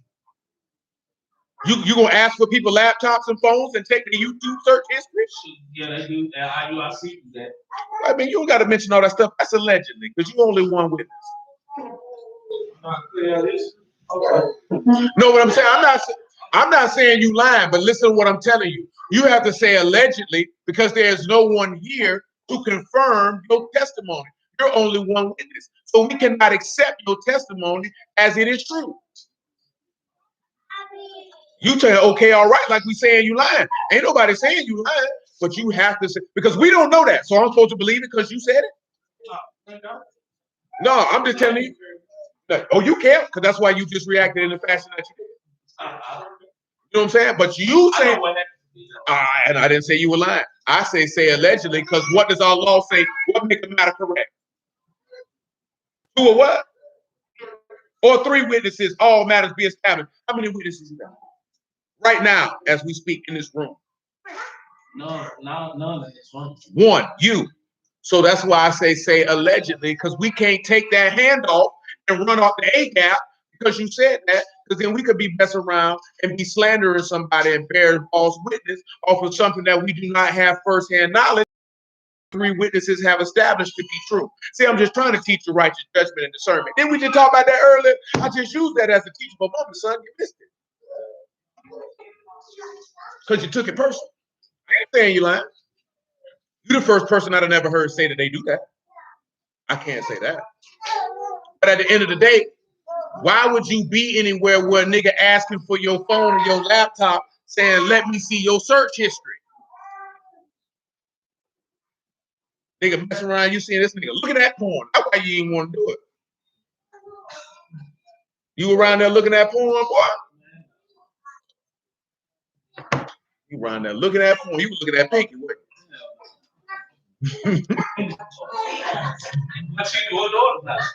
I have been in prison, sir. Pinky's been horned a long time.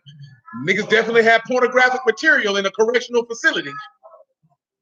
Nigga, them niggas once found pornos on the side. We used to watch video movies at one of the prisons I was at. Them niggas once found pornos on the side of the road and brought it back to the camp.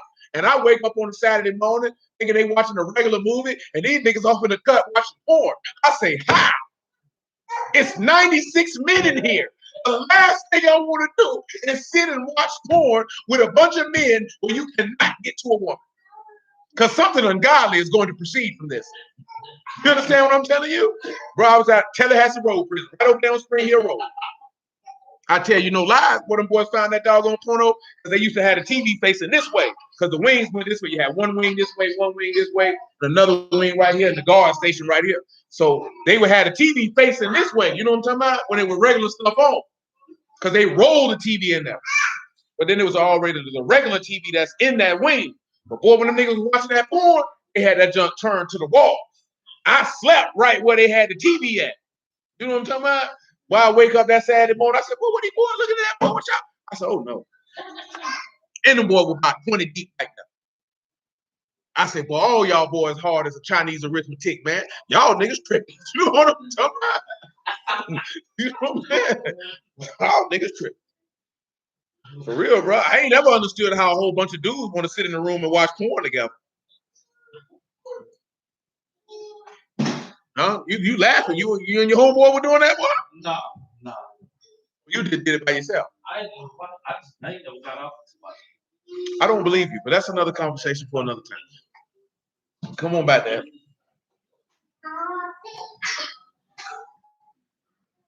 I'm just messing with you, man. 7-7. I'm just messing with you, man. He said there went up some of the sons of Yasharal, the priests, the Levites, the singers, the porters, the Neathims, unto Jerusalem in the 7th year of Xerxes. Let's look at these Neathims because they get mentioned a lot. And this is by definition, this is a temple slave assigned to the Levites and the priests service in the sanctuary. So what he did, temple slaves. That's what they is. So when you see Nathan or Nathan, just know that these were temple slaves given to the Levites. Their whole job was to help the Levites. That was their job. Verse 8, and he came to Jerusalem in the 5th month and was in the 70 year of the king. For upon the first day of the 1st month began he to go up from Babylon. And on the first day of the 5th month came he to Jerusalem, according to the good hand of his Alahym upon him. Ezra had prepared his heart to seek the Torah of Yahuwah and to do it, and to teach in Yasharal statutes and judgments. Notice the key thing in what it said he did. He prepared his heart to darash, or to seek with care, to inquire. What did Yahushua tell you about seeking? You'll find. So he's telling you to do the same thing Ezra did. Seek. Come over here to Matthew chapter 6 real quick, Mike. Abigail, why y'all sitting on the bathroom door?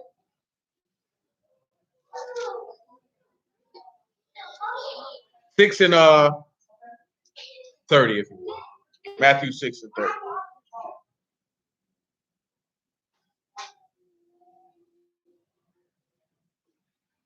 Whew.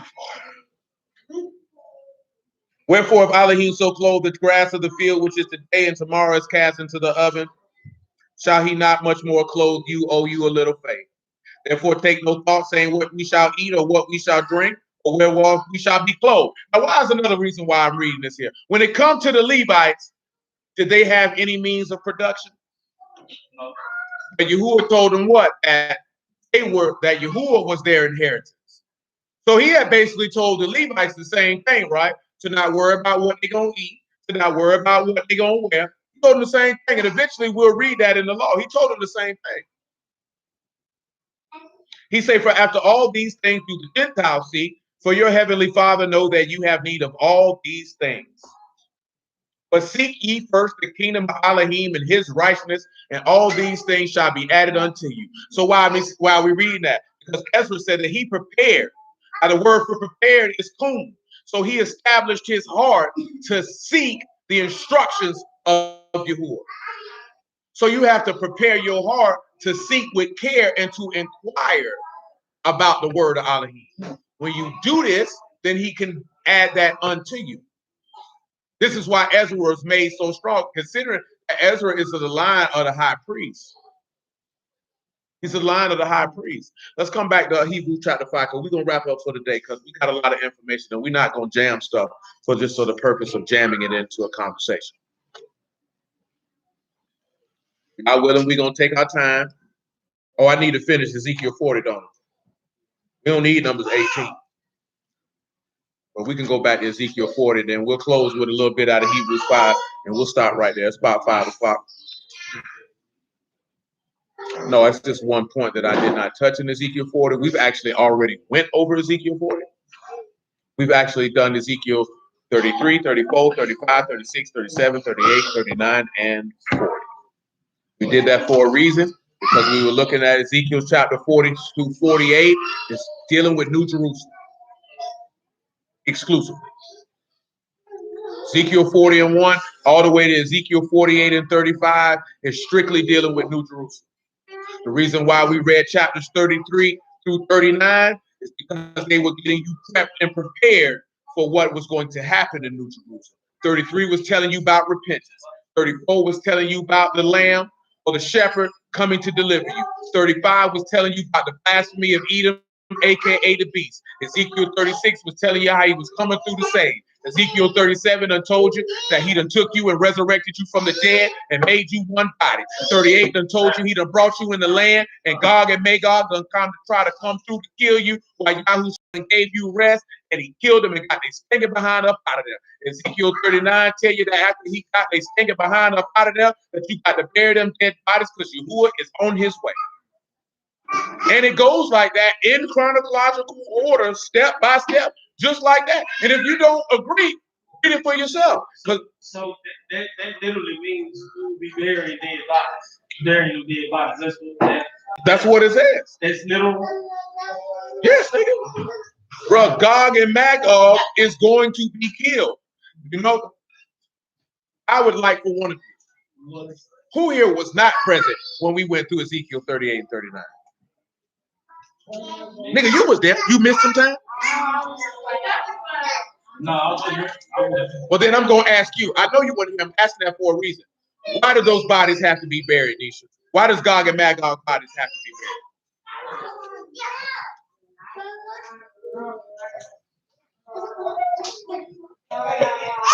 No, you don't get no hint. I'm going to hit my belt upside your behind. You don't remember?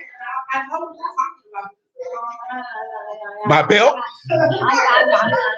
Sit down, sir.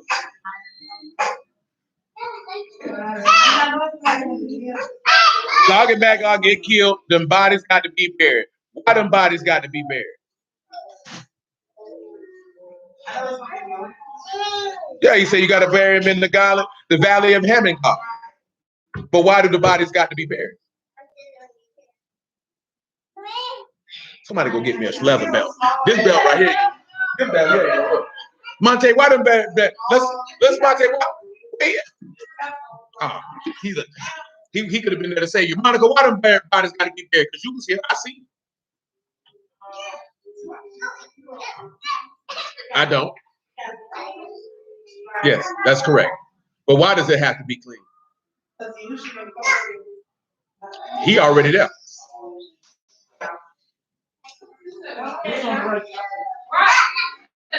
You just said the wrong name. He cannot dwell in any manner of uncleanliness. That's right, Brother Jennings. The body cannot remain above the ground. It must be buried. They're unclean. Yahuwah cannot dwell anywhere in any uncleanliness. That's why the body's got to be buried. But people tell you that Gog and Magog happened when the Lord comes, and it doesn't. It happens after he's came. Go ahead, bro. He heard it, though. It's too late. Go ahead, Saran. That's why, that's why we're looking at that, because we were supposed to start looking at Zadok, and we started with Zadok, and then we diverted somewhere else.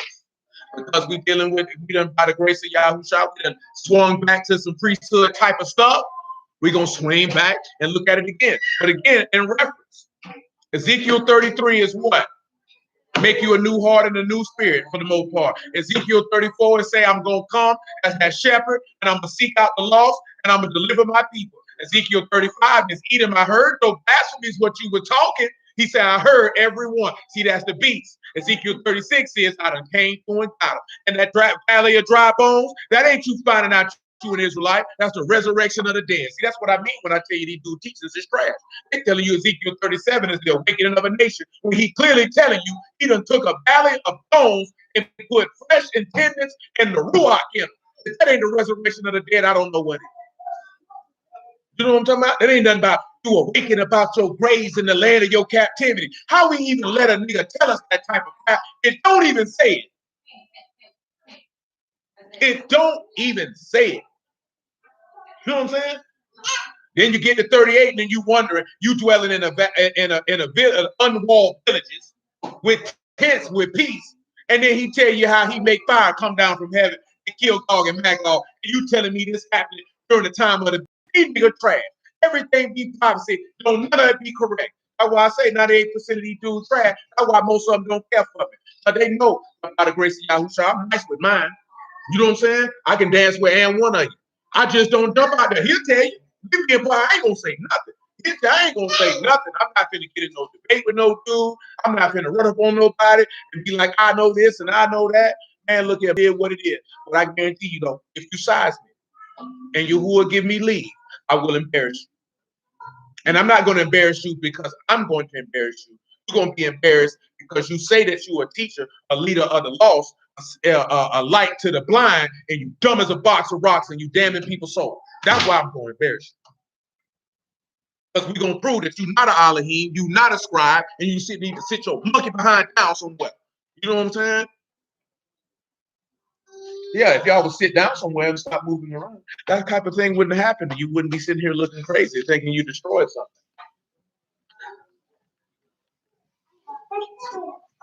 Right.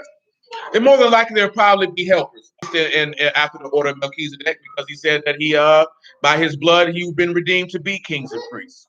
So that's really going to come down to the provocative to the prerogative of Alahym in that regard.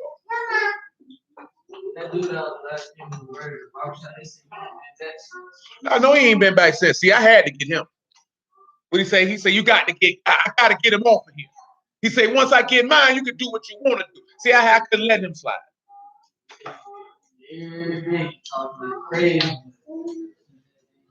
Well, praise the Lord, because he ought to have got God. He had to get God. Yeah, that man talking about he the serpent, he worshiped the mother goddess. But see, that wasn't that ain't Stanley, no, he was there. It was what he was talking about, that word. And he didn't know what he was talking about. And see, that's what a lot of people, but he don't claim to be no priest. But that's what a lot of people do, though. When they know you, they figure, average person, when they go to talk about the word, they already wager that the people don't know what the words say. So, people say things and they figuring that ain't nobody gonna check them. But then, praise Yahuwah, I be the nigga sitting in the room who can check them. It's only so much that I can bear before I check. Because I let bro go for a little minute before I check. You know what I'm saying? And then he just got out of pocket, and now I got to cut you. And no, I didn't defend nothing about him talking about an Israelite.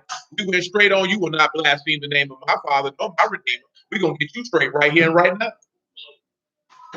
Because I can't let these men sit in here and believe that what you just said out of your mouth is a proper representation of the words of the living Alahym. I will not. I will not allow that. See, we said to defend the gospel. See, that's the difference. Now, see, and I got to go back to 2 Timothy. See, we were looking at in that matter of fact, go back to 2 Timothy now. I don't know where I was going for that. I know I had that, but it was somewhere else. But Yahuwah willing, you'll bring it back to mind. And if not, praise Alahym regardless. We were looking at Ezra in regards to being a workman. Because a workman is someone who does, and the reason, I was going back to Ezekiel. Remember, he said he was keepers of the charge, which is your work, your business, your occupation. You're not a workman unless it's your occupation to minister the word. So studying to show yourself approved, see, this is what he means. If you study to show yourself approved as a workman, then you would be able to do what Ezra did, who was a skilled scribe. And when he stood in front of the people during tabernacles, he caused them to understand the reading. Therefore, he has shown that he is approved of Alahym. See, a lot of these do. That's why I say they trash. See, I studied the word day and night. Lil Muffin, no, she was there day and night for months. You know what I'm saying? For years. Before I actually said anything to anyone. That by the time I did, dudes was like, this nigga's weird. I don't believe, but let me take that back. When I started coming across brews, because I didn't know a lot of brews, when I just knew regular people just like me. Dudes that were not affiliated with none of these organizations. So the things that I was discussing to them, this is what the words say. But brews got preconceived notions. Your doctrines don't fit what I was taught. Well, that's not my business. This book say what it say. But when you preach what you preaching, that's going to be approved you to Alahym that you a workman. You've been in the book like you're supposed to be. Now you out here manifesting my word. People know that's what my words say. A lot of these dudes is trash, man. Why you think I used to tell some of them young boys, man, just be easy, bro. You ain't got to jump off the diving board first quarter. Just take the time for me to teach you the word, bro. I ain't got no problem with that. But you ready to go now. See, that's what happened with little boys when their nuts drop. They go to smelling themselves, they think they grown. Go on out there in the streets then, nigga, since you grown. Go on out there, you grown. Guess what happened? Fall on your face, looking stupid. Now you want somebody to feel sorry for you. I don't feel sorry for you, nigga. Don't call here collect no more, and I ain't putting no money on your books. Because I told you, silly behind to sit here in the house, I would have taught you how to do it. But you thought you was ready. So readily get out my face. That's true story. Right there. I missed that one there. Yeah, we do. I'd have to, and I missed that comment too. I have to go back and look at, they were a couple months ago. I don't really know the names. They always be Bible verses for the most part, but I have to go back and look. I'll go back and look and send it to this old big head nigga over here, and he get that information to you. Because some of them was combined. No, she was asking about the things that we went over in Ezekiel. And I don't recall the names, but they on the channel though. That much I can tell you. I would say what you want to say. It was about 3-4 months ago. About 3-4 months. It's May, so she could have been longer than that. No. I'm talking about recently. We just did that recently. Yeah, it's about 4, 5, 6 months ago. Oh, you up? And that was absolutely correct. That they shed blood in the land, so the land got to be cleansed to get rid of the blood that shed. Because you already know when there's blood in the land is defiled. Gotta get that blood out of there. That's right. 2 Timothy chapter 2, verse 15. Yes.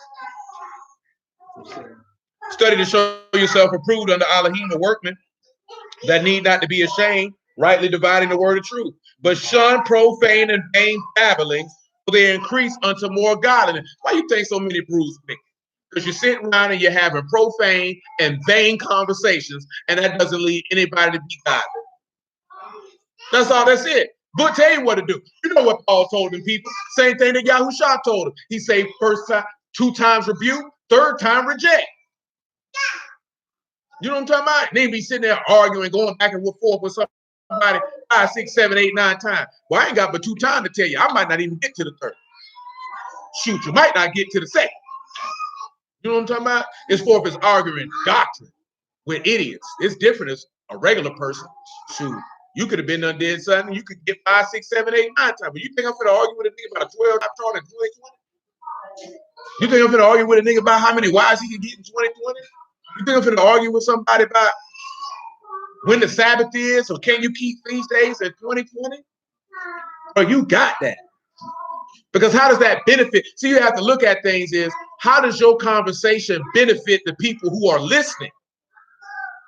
If that's not a benefit to who is listening, you're doing that for yourself. That's your own vain pride. And you're trying to cloak it is, you're trying to get to the truth. That's what I told you about. You always talking about that flat earth. That's why I told you that. That was for you. That wasn't for the people. That was just for you. He said the world will either, and their word will eat as doth the canker, of whom Hymenaeus and Phineas, who concerning the truth have erred, saying that the resurrection is past already, and overthrow the faith of some. Notice that he said that the words of those who don't know what they're talking about will eat as a canker, which is a worm. It just devour up anybody in its presence. Nevertheless, the foundation of Alahym stands sure, having this seal, the Lord know them that are his. Do you understand what this man just said? He knows those that belong to him. And let everyone that name the name of Mashiach depart from iniquity or perversity or depravity. Depart from that. But in a great house, there are not only vessels of gold and of silver, but also of wood and earth, some of honor, some to dishonor. If a man therefore purge himself from these, he shall be a vessel of honor, sanctified and meet for the master's use, prepared for every good work. See, you can't be. See, even on this earth, there's vessels of honor and dishonor. But some people don't purge themselves so that Alahym can use them. See, I told you the other day, Alahym don't give his gifts to sinners, and he is not going to use anyone who is contrary to him. He's not going to do it. You can tell yourself whatever you want to tell yourself. You know what I'm saying? But when have you ever seen him do that? He does not. He does not. He don't fool with you. See, you know why people do that? Because you's a coward and a bastard and a slut and a whore and a faithless, wicked bastard, and you want to believe that Yahuwah gonna co-sign that to make you feel better about yourself. Not understanding that he like, hey, if you put it away, I can rock with you. But while you're over there doing that, I can't fool with you. See, you're not used to people doing that when you're doing something stupid. You know what I'm saying? Because people usually still kick it with you. They still encourage you and say, you can do it, you can come out of it. Who ain't gonna tell you but a couple times? Well, you know you're bugging out, right? You need to stop doing what you're doing and come on back to the house. I don't want to come back to the house. I'm gonna holler at you. I may be at the house, I may not be at the house. It all depends when you get there. If you decide to come back. You know what I'm saying? Because his mercy is long. It's long. But see, his mercy is long for those who don't know. His mercy is not as long for those who know and do contrary. You know what I'm saying? And see, knowing is not you heard a couple verses, you came to a couple services. That's not knowing. Knowing is making you saying that you heard the knowledge of the Lord in totality. You were immersed into his death. You know what I'm saying? You made the profession that he is Lord and that you are a servant of the living Alahym. And then you depart. That is knowing. Because what did Peter tell you? It was better for you to have never had heard than to hear and turn away. See, when he talking about turning away, he talking about somebody who heard the gospel and like a dog went back to his vomit. Back to Ezekiel chapter 4.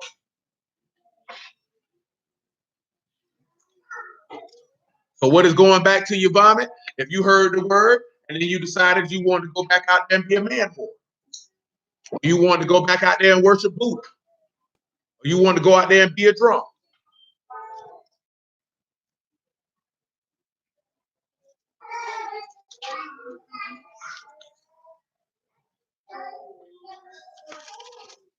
Verse 46, right? Yeah. And the chamber whose prospect is towards the north is for the priests, the keepers of the charge of the altar. These are the sons of Zadok among the sons of Levi, which come near to Yahuwah to minister unto him. So who is helping at the altar? It's the sons of Zadok, or the sons of the righteous. This is separate. Zadok is still a Levite because we read his name in the genealogy.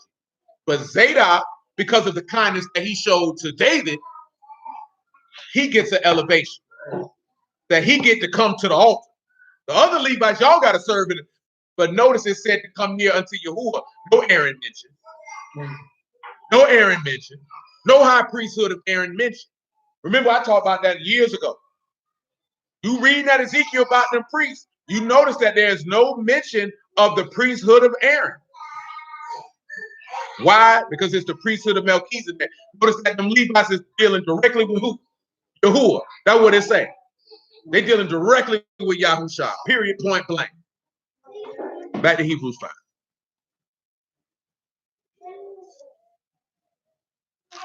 And by the time we get concluded, if you will be merciful enough to allow it, you will see that crystal clear for yourself. Hebrews 5 and 1. He said, for every high priest taken from among men is ordained for men in the things pertaining to Alahym, that he may offer both gifts and sacrifices for sins. So we kind of looked at that already, right? So look at the next thing. Who can have compassion on the ignorant and them that are out of the way? For he that himself is also compassed with infirmity. Notice that he said to have compassion on the ignorant. Why is he mentioning that? Because Yahusha, it behooved him to be made like unto his brethren. So therefore he took on the nature of Abraham and not the nature of Malachim.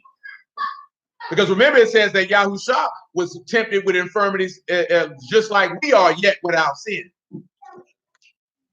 He's saying by reason hereof, he ought as for the people, so also for himself to offer for sin. And no man take this honor unto himself, but he that is called of Alahym, as was Aaron. And no man stand up and say he was high priest. We just read that in Numbers 18, right? Yahuwah chose Aaron to be high priest. Aaron didn't choose himself to be high priest. You can't take that on your, and guess what you be seeing Brews out here doing? Talking about they chief high priest. You lying bastard, you. You're going to have to prove you of Aaron. You're going to have to prove it. They ain't got no genealogy to prove it. What does the book say if you can't prove it? Put him out the priesthood. He done polluted it. That's why I tell you niggas trash. Pure trash. Right or wrong? Ain't that what the book say to do?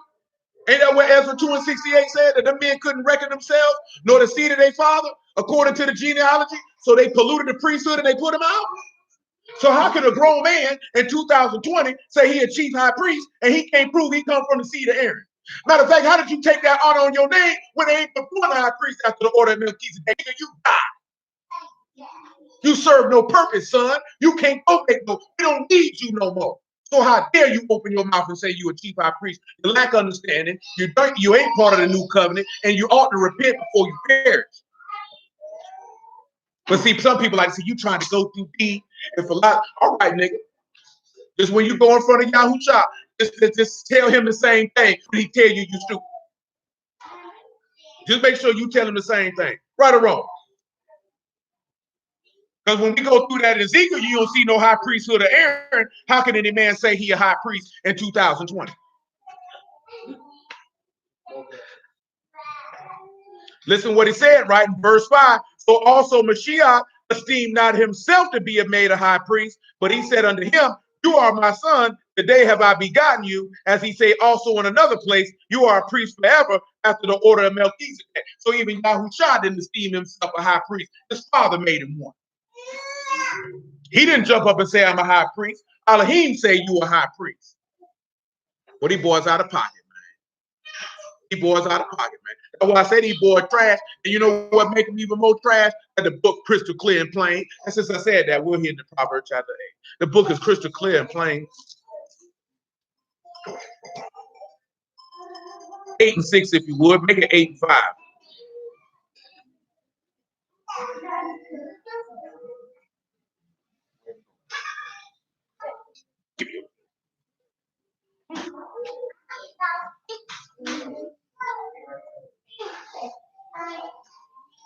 Proverbs 8 and 5. Oh, you simple, understand wisdom. You fools, be you of an understanding heart.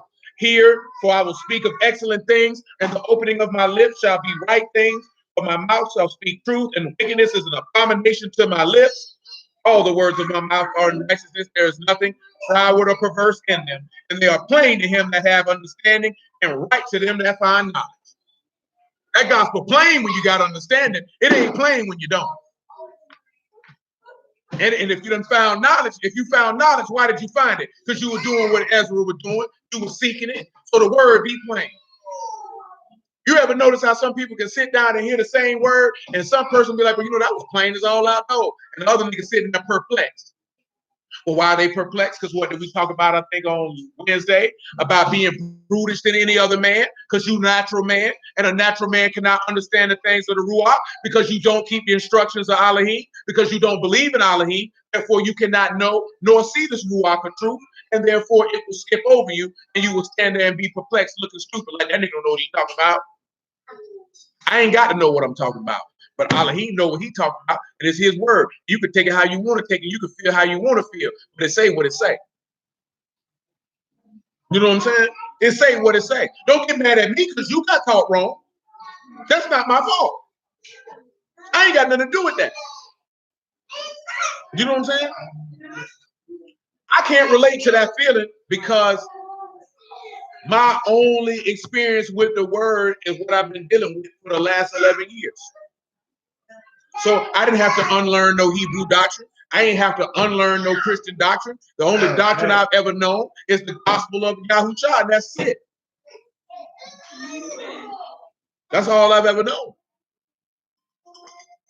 You know what I'm saying? And when we first started, I see the stuff talking about, oh, we Israelites, this, that, there, and the third, and the standard fare. Yeah, but that's not where I would direct it to after that fact. I don't know nothing but the gospel of Yahushua. That's it. So there was nothing to unlearn. So that offense of something not being correct, I can't relate to that. But I have the understanding and the empathy for those who do.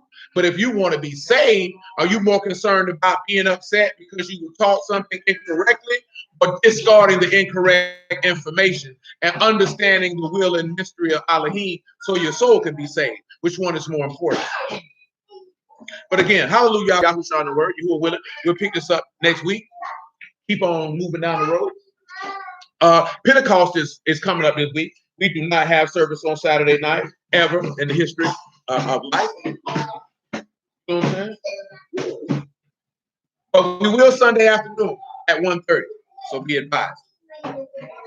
Oh, we'll be at these house. 1:30. I think Muffin is already taking care of the arrangements for the victuals for your eating pleasures. I don't know. You have to let if mother chooses to divulge that information. That is her prerogative. I have no idea. I just show up. But I bless y'all at the house of y'all name of y'all. So I appreciate y'all. So Wednesday, regular time 7:30. Friday 9 o'clock. Saturday, 2:30, 3 o'clock. But Sunday 1:30 for our observation of Pentecost. So appreciate y'all. Bless y'all again at the house of Yahuwah, name of Yahusha, and Yahuwah willing. Until the next time.